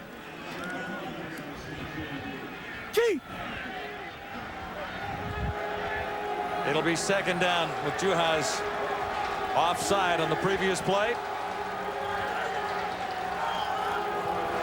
2nd and just over 10.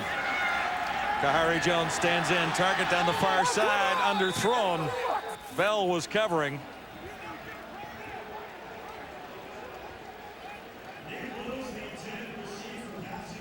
And Nick Lewis couldn't come up with it. Glenn's Gladiator Special comes your way next Thursday, 7:30 Eastern. Yeah, see, and if you're at a game and you're sitting like that in your... All by yourself, you mean? No, I mean in the whole sleeping bag, you can't be the Gladiator. You can't be a Gladiator. Being a little wussy is what you're saying, right? You feel a little tougher. Although it is breezy, and I say that as we stand in this nice warm broadcast booth. I saw you wearing gloves earlier up here tonight.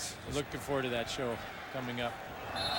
Gladiators every Friday night, and there will be one tonight as well. Gladiators with or without gloves? Without. 4 to go in the final quarter of 2004 here in Winnipeg, with the Blue Bombers on top 24-16 and the Calgary Stampeders. Winnipeg looking at a first down beginning at the Bomber 41. Kevin Glenn has played well tonight. He's got Kamal Peterson again. Nice move to turn it into a first down by Peterson, who has been effective as a Blue Bomber receiver in this one tonight. Yeah, he has a touchdown, a nice throw in the first half from Kevin Glenn, and this is the tough yards. I mean, the touchdown is the fun part for the receivers when he's not hit, because he's standing in the end zone with the football in his hands. This is the tough yards, though. You catch a little one on the sideline. Now you have to cut back in the middle, and that's the danger zone, because guess who's coming? Scott Coe.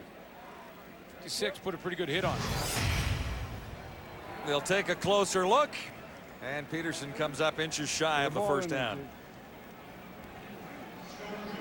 And the receivers that go from good to great can do both. They can get those touchdowns and the glory shots, but they also can get those tough yards for you when you need them most and make the clutch catch when you need the most. And they hope that Kamal Peterson here in Winnipeg becomes that guy for him. He was clearly the Bombers' best receiver in the early going this season, wasn't he? When Stiegel was struggling a little bit. He had a good start. And you know, he got a little nicked up in the middle of the season, and then they sort of moved him around from inside to outside. So, you know, he's just settling into this new system in Winnipeg, and he'll be just fine in that receiving corps.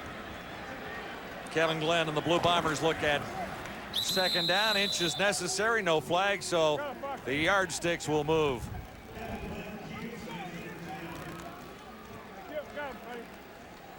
Jim Daly, the, I guess, interim head coach is what you say so far, with taking over for Dave Ritchie. And, you know, the question is, will Jim Daly be back next year as a longer-term head coach for the Winnipeg Blue Bombers. And I would suggest that he is a leading candidate and that will be interviewed at the end of this season. And I understand that no decision will be made until after Grey Cup. On first down, Winnipeg, Kevin Glenn escapes and steps out near the 50-yard line, just shy of that, in fact.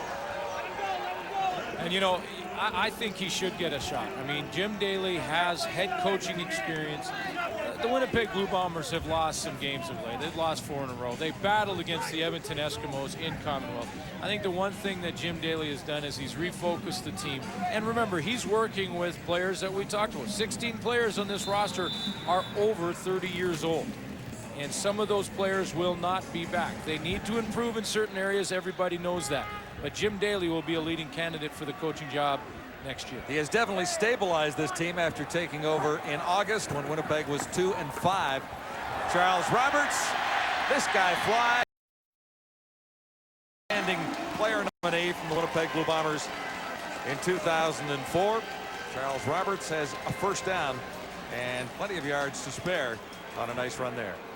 Joe Fleming lines up as a tight end, and when Joe Fleming comes in the game as a tight end, you got to believe, here he is right here, you got to believe that the Calgary defenders are thinking, well, if Fleming's there, they've got to be running to Fleming's side.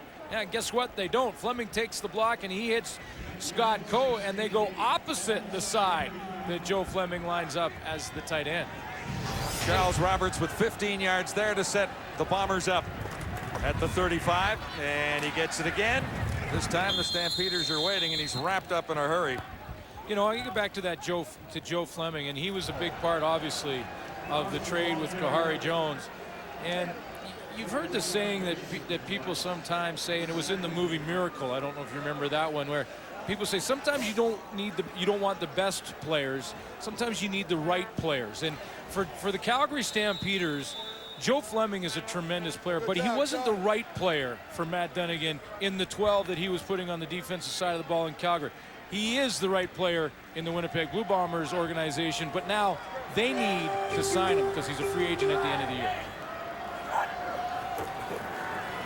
Second down, and this one is picked. Joey Bose has the interception with a penalty flag down back in the Stampeders secondary.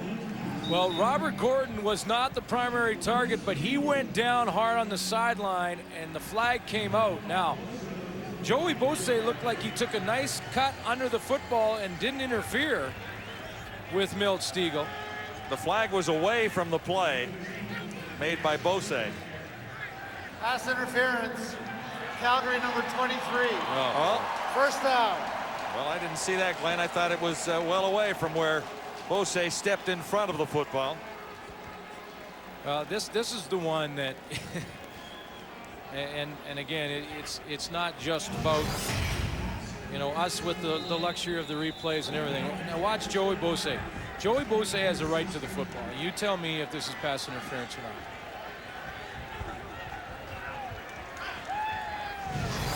I don't think it was, Glenn. Not even close. Don't think it was the proper call.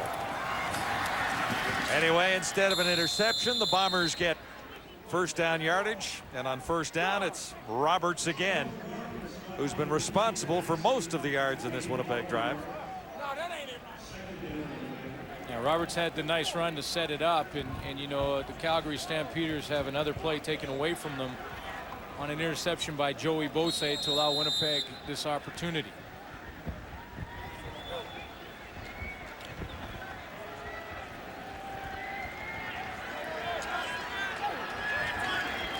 On second down, Kamal Peterson to the far side with two other receivers. Glenn looks in, and he'll get the touchdown strike. Stegall gets the reception. A flag comes down on the coverage again. Well, yeah, now Stegall will get the touchdown here. Joey Bose was in coverage again, and there was way more interference here than there was on the one that took away his interception. Watch Stegall. Pass interference. There's Milt Stegall on the touchdown. Now, Bose here, see, he's not looking at the ball, and he gives Stegall a shot in the shoulders. That's interference. And still Milt Stegall comes up with the catch, so the Winnipeg Blue Bombers can decline it. It's a touchdown. that's interference. The one he has an interception is not interference, which is exactly what he's trying to explain. And the one that Bose intercepted sets up Winnipeg just that little bit closer and allows Kevin Glenn the opportunity to find Stiegel for a 15-yard touchdown toss.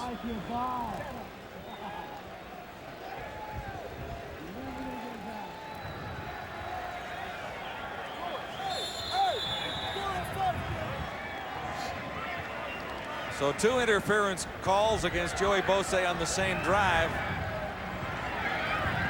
But the second one is waved off, obviously, because of the catch made by Milt Stiegel in the end zone.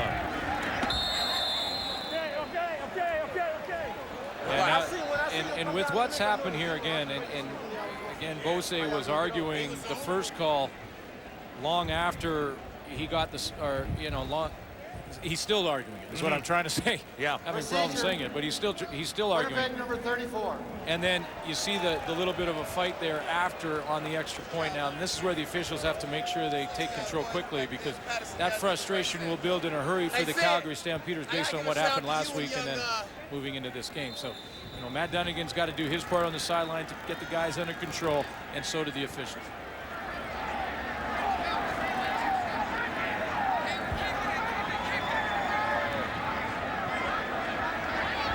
Converts get a little complicated, and this is a rule that hopefully they'll look at soon. And it's Wade Miller just offside intentionally just to take a few seconds off the clock. It's in the book, and I guess it's an advantage to a point, but in reality, well, you saw it's pretty boring football. Well, you saw Matt Dunnigan right there. See, he ran down the bench, and guys were kind of creeping out onto the field, and Jim Daly's trying to do the same thing on his side. Like, they don't want this to escalate into a brawl out there. Well, then Daly shouldn't allow it to happen. He shouldn't send the play in. Winnipeg number 34. Timer, please hold the clock till the snap. Don't you agree? I mean, if you don't want this game to get out of control, you don't send Wade Miller a 4th time in this game. No, my question, though, was that one intentional? I can see why you do an intentional procedure when you're punting the football, but the question is this intentional when you have the wind at your back trying to kill time? I mean, I'd say. Well, when you see it again, it looks like it had to be, didn't it? Yeah, it really did. It looked like it had to be. He was so far offside. But this has stopped the clock and has taken a long time for the Bombers to finish off this touchdown. There's the catch, and 3 minutes later, the convert. With a few fans having a little celebration here as Winnipeg opens a commanding 31-16 lead on the Stampeders. That's nice for them when they've weathered the cold weather here in the wind to come in and watch the last home game of the year for Winnipeg. And Winnipeg is that's not a good look, Glenn. That is not a good look. Oh, come on, we've all had those mornings before.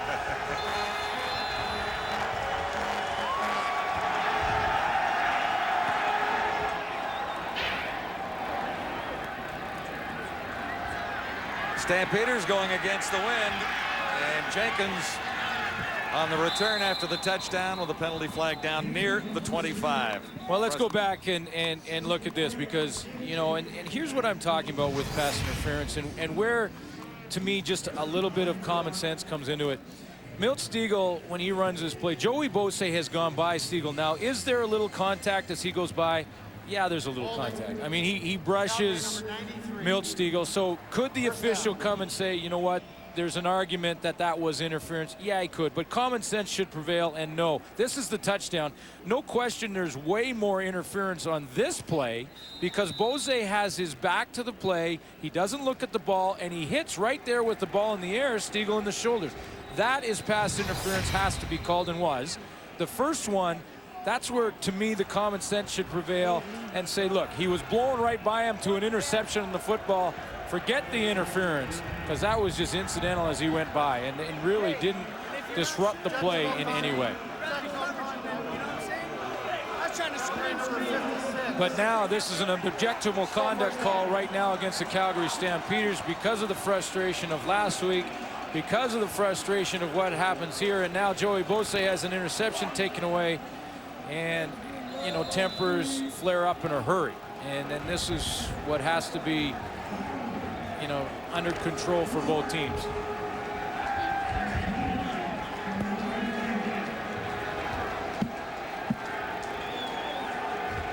So the Stampeders begin at the 15 with a first down. Kahari Jones, some moments tonight, and he'll get hammered by Maurice Kelly, as Kelly may get a roughing the passer call here with a penalty flag flying, and he had 1 sack earlier in the game, but this is obviously a little late. Yeah, well, let's take a look at the call. Foul, roughing the passer, Winnipeg number 24, first down.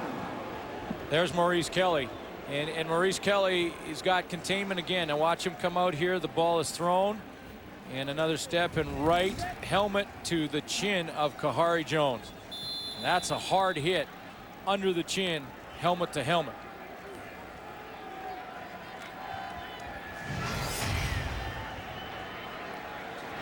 Stampeders move out to the 30 with the first down as a result of the infraction. Calgary trailing 31-16. Joffrey Reynolds now they got slipping as he turned the corner there. They've got to keep things under control here, including Matt Dunnigan, who last week, this is what happened last week to refresh everyone's memory. Last play of the game versus the BC Lions, Mike Juhas punched the football, and at the time Celicio Sanford was onside. You see him here recovering the football. Here he is. There's Juhas with the punt. There's Sanford. Definitely onside by 3 yards. It's perfectly executed, which means he can recover the ball. Now there was a protest made by the Calgary Stampeders at a cost of $5,000. And it was turned down by the CFL as the ball squirts loose on the tackle on Kahari Jones. Kelly is there, says it's Blue Bomber football. We'll unpile the scramble down there. We'll go back to that. That's Alfred Payton with another hit that results in a fumble. But just to wrap up that other point, so they protest the game. It's not overturned, but at the same time the league admits that the call was missed. Now Jake Ireland was the head official at that time. Is the head official again tonight, and this is why they've got to control the frustration now and don't let it escalate too much after the Joey Bose interference call. The last time there was a protest in the Canadian Football League was 1985.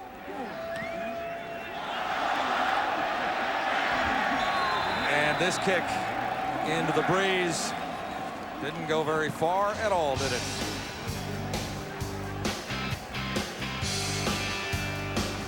Full post-game report from this one, and a look ahead to a key game tomorrow as well with the Saskatchewan Roughriders in Vancouver to take on the BC Lions in the final game of the season for those two teams. Charles Roberts wrapped up and tossed to the turf. That's Scott Coe. You know, and just to further on the officiating, and they're trying to get in the middle of this one now too, and no more flags will fly. You know, I want to repeat one more time that I got to know over the last 10 years in the broadcast business most of the officials that work the games. They're down in the trenches, the guys that actually call the games. And believe me when I tell you that they do their best every night out. They have limited resources when it comes from the league. Major foul, unnecessary roughness. Winnipeg number 1. It is second down. From the league and just in developing new refs and all those things that we've already talked about many times, and many people have. It's been in the paper the last couple of weeks. The guys in the trenches do the best they can, and I think they do a great job for the most part in a very difficult situation because they always have someone mad at them, no matter what they do. You can't please both sides in a football game. That's right. Now, moving forward, the league is taking steps and is very proactive over the last, I would say, 12 months, at least under Tom Wright's watch, to the commissioner to improve the situation. Here's Kevin Glenn throwing on the run, and he gets a completion down at the 20-yard line. It's a nice catch by Neil Siegel. Again, he's having a nice night. And John, I just want to wrap this up because the new head of officiating is George Black, and he has done a fantastic job of opening the line of communications with coaches and with us in the broadcast booth. they're trying to implement instant replay, which is something that we're actually testing here tonight again. We did earlier in the season, and there's Jake Ireland under there testing it again tonight. This is something that can help the officials out. It's going to cost some money, and everyone realizes that, but the league is proactive in trying to improve the situation. Well, and as we've seen in the National Football League, Glenn, instant replay does not solve all of the problems of all of the calls that are made, because we'd be here for 6 hours if we reviewed all of the plays without question. It's just another means to help the officials that are down in the trenches, that have these tough decisions to make in a blink of an eye. It is not easy, and that's why instant replays will help them. Bombers set up for a field goal try, and Westwood knocks another one through. He's on a nice run. Troy Westwood makes it 34-16. The Blue Bombers walking away from the Calgary Stampeders on Wendy's Friday Night Football, our final edition of 2004. Looking back to what happened in BC last week, Stampeders paid $5,000 to protest the game. The league admits the error, and I would think that the $5,000 should be coming back to the Stampeders, don't you? Well, you know, yeah, you could argue that, I guess. These protests only happen once every 18 or 19 years. You could argue that, I guess, but, you know, maybe more importantly that the $5,000 goes into resources to help train the officials, to help grow the grassroots. The replay budget, maybe into the recruiting. Yeah, maybe into the instant replay budget. And listen, again, you know, they do a great job game in and game out. They have hundreds of calls to make in a season. And it's just come to the attention of a lot of people across the country because of last week's game. Harry Jones missed an open receiver. One hopper. And by the way, just to wrap that last thing up, and I know I've tried to wrap this up a few times, but by the way, that pass interference on Joey Bosse will likely not be reviewable on instant replay. Any call like the National Football League that is up to the judgment of the official will not be challengeable from the coaching staff. So that Joey Bosse interference call would stand. Yes, and that's understandable. And again, it's like you can't. So it's check. not, you can't look at absolutely every play of the game. It's not a fix-all. No, but it is one more step to just, you know, improve the situation. Harry Jones, and in bounds or not? Yes, he is. Boy, in this last few series for Kahari Jones, he's taken some big hits and he's standing in there. I mean, that last one was from Alfred Payton. We saw Maurice Kelly early on. He came off the edge. Alfred Payton is just doing everything in his power to try and get a couple of sacks on the total in his last game of 2004. He's had 3 or 4 big hits, one just after the throw, a couple he stripped, and there's the catch at the other end by Nick Lewis, who keeps not just one, but both feet in bounds. Stays in for a first down for the Stampeders. Nick Lewis over 1,000 yards in his rookie season and getting there with a couple of catches early in this one tonight. Another of the Stampeder newcomers that they're building hope around for next year is Joffrey Reynolds. He's inside the Blue Bomber 50 with 4:11 to go on a windy night in Winnipeg, and the Stampeders fighting that wind here in the fourth quarter.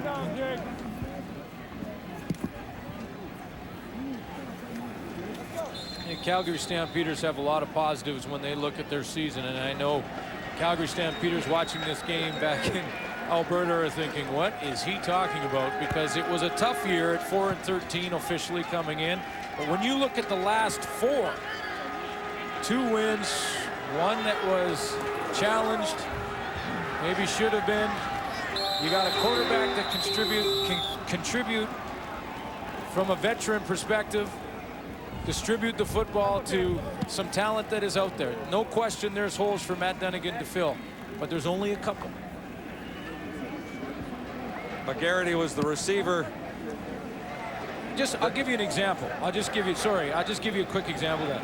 There's been some criticism to the Calgary Stampeder offensive line this year. This offensive line has given up 19 sacks on the season with 4 different quarterbacks trying to get used to 4 different signal callers. 19 sacks is second in the league in sacks allowed. If Joffrey Reynolds was in the lineup from the beginning of the season, he might have 1,900 yards rushing. 2nd and 10, Kahari Jones far side, jump ball, no catch. Montana was the intended receiver, and Carter, who has the interception return for a touchdown. One of two Blue Bombers back in coverage there. Oh boy, I thought he might get two. Mary, he was on the bench there saying, you know, I want two so I can get the 50 in my career. And that one was coming right at him. He had perfect position, turned around to face the ball. And then it just started bouncing around there. But right there, I thought number 2 was going to get two. 3 minutes to go in the final quarter, and it's 3rd down and 10. The Stampeders have not much to lose. They might as well gamble here, and that's what the call is. On 3rd and 10. Kahari Jones throwing on the run, and he'll get a catch on the far side, or will he? Juhas held on to the ball. Did they spot it inbounds or not? And did he get the first down? I'm not sure that he's got a first down where they've spotted the ball right there. It was 3rd and 10, remember. Timeout in Winnipeg with the Bombers in control. Proud supporter of the CFL. Kamal Peterson and Milt Stegall with a touchdown catch each in this one. And Eric Carter wanted to get in on the fun in the touchdown department. Nick Lewis over 1,000 yards in his rookie season in the Canadian Football League, and the Bombers have 17 unanswered points. Little hesitation for Charles Roberts, and it works out well. Huge block, and Roberts scoots toward the end zone, cut from behind by Joey Bose. Oh, baby. Roberts played this perfectly, and the Bombers have a huge first down and an injured player right at midfield. We talked about just off the top Kamal Peterson's touchdown. Kamal Peterson has a block on this run from Charles Roberts that is devastating, and he's still down on the field. I mean, he came across from the backside and hit Terrence Moore. Oh, baby, this is some kind of hit. Get your VCRs ready if you like the violence of this game. Watch Kamal Peterson come across here and blindside Terrence Moore. Bang. I mean, good night. We talked about the tough yards and how a receiver can go from good to great if he can catch the tough ball over the middle. Well, this is another aspect of being a good receiver and becoming a great receiver. To make the blocks in the open field to the right of your screen, Kamal Peterson, in a game that does not matter in the standings, threw it in there and takes out Terrence Moore on a huge hit. Now, Moore did jump up, and he appears to be okay. Kamal Peterson is still down, but he threw it in there. That is some kind of hit, folks. Sitting up now, Terrence Moore of the Stampeders walked away. Kamal Peterson of the Blue Bombers, who administered the block, is still down on the field.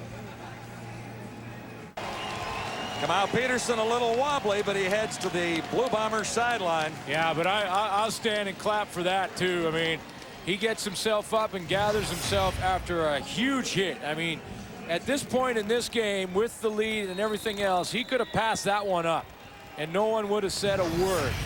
Kamal Peterson stuck it in there. I mean, that's what this game is about right there. And here are the Blue Bombers showing us something tonight in their final game of 2004. A 50-yard gain by Roberts in the previous play, and he's on his way again down to the 11-yard line. Charles Roberts. It has been some kind of year in the Canadian Football League, and there's been a lot of hits like the Kamal Peterson hit. Look at what's happened in Hamilton with the Ticats and Greg Marshall and the big comeback they've made and what they've done selling out that stadium. Into the playoffs, Mike Pringle passing George Reed in rushing. Terry Vaughn, 10th straight year over 1,000, and for a while we didn't think he'd get there. How about Anthony Calvillo? 6,000 last night, and 4,000-yard receivers for the first time in CFL history. And you know, McManus over 50,000, you know, getting up there in the 50,000 club with Ronnie Lancaster and Damon Allen. Roberts again, and the Stampeders say no to him this time. It's been some kind of year in a lot of ways, and this is our 8th season in Friday Night Football, and this is our last telecast of Friday Night Football for this year. And there is one guy I want to mention because he always works on Friday Night Football, and that's our ISO director, Chris Edwards, who this will be his last game. We have one more tomorrow, and it's a big one, Saskatchewan and BC. But Chris Edwards puts together a lot of those ISO shots, those replays like you saw of Kamal Peterson. He puts together the packs. He does a real nice job on Friday nights in the big show for us. So special thank you to some of the guys behind the scenes. Absolutely, Chris. Second down. Charles Roberts gets down to the 5-yard line, and the Bombers will have one more crack at it from there with 1:28 to go. On a long evening for the Stampeders in Winnipeg, and Jim Daly got a few answers about his football team in this one tonight. Well, he did.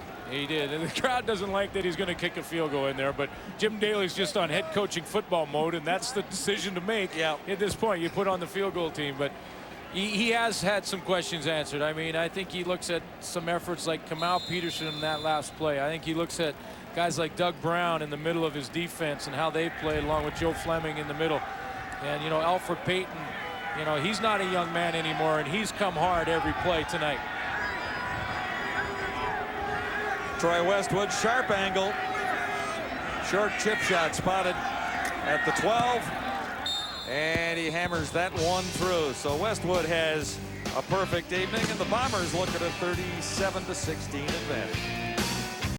11-7 tied for second spot in the CFL West a year ago. They will finish this season 7-11 out of the playoffs, along with the Calgary Stampeders in the West, with Winnipeg hanging on to a 37-16 lead. And just over a minute to go. Been a tough night for a lot of players on the football field who were involved in that big trade between these two teams, and one final chance to show it off tonight.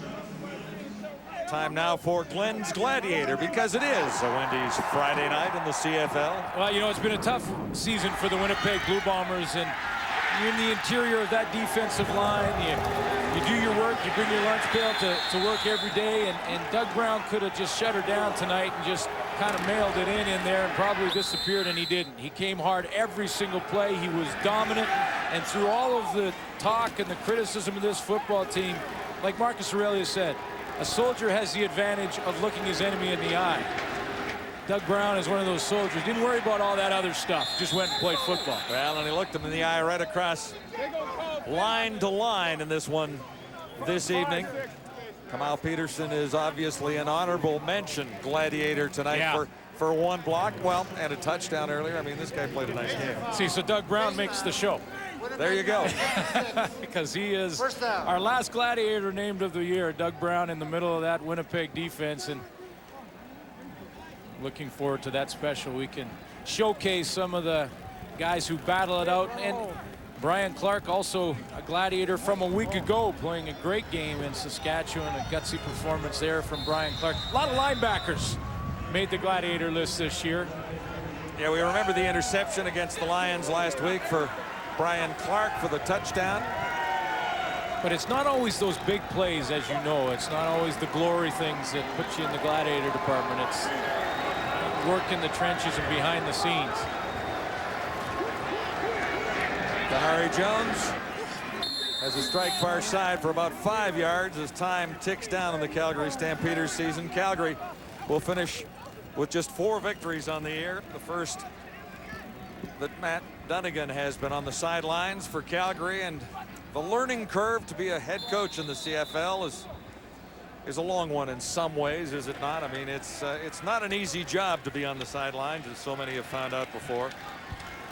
And Matthew, not without his share of problems along the way, but he did find a few answers in the late stages of this season, we do believe. With players added, and with a few players discovered all season long, like the Stampeders Rookie of the Year nomination, Nick Lewis. And both these teams have holes to fill. And when you don't make the playoffs, no job on the football field, when you're talking about the players, is secure. So these coaches, once the Winnipeg Blue Bombers decide on their coaching, you know, which way they want to go with the coaching ranks, then the coaches, it's up to them to find out where they have to fill those holes. But it may look like a disaster from the outside, but when you really break it down, both these teams aren't that far off. Final play, barring a penalty, as Kahari Jones looks to the end zone, escapes one more time, and then is tripped up by one of his blockers, and that will wrap things up for the Stampeders and the Blue Bombers on one final night in the Canadian Football League in this season 2004. We've got one more game coming your way on Saturday night from BC Place, and that'll be an interesting evening as well with Saskatchewan there to take on the Blue Bomb, or to take on the BC Lions. And there's Kahari Jones. It was a rough return for the former Winnipeg Blue Bombers. Spent 5 years here with the Bombers, 5 great years. He wanted to return and beat his old buddies. That didn't happen. It was a bit of a rough ride, but the Calgary Stampeders are a better football team with him at the helm. So once again, the final score favors the Bombers in a convincing 37-16 victory over the Calgary Stampeders on our final Wendy's Friday night.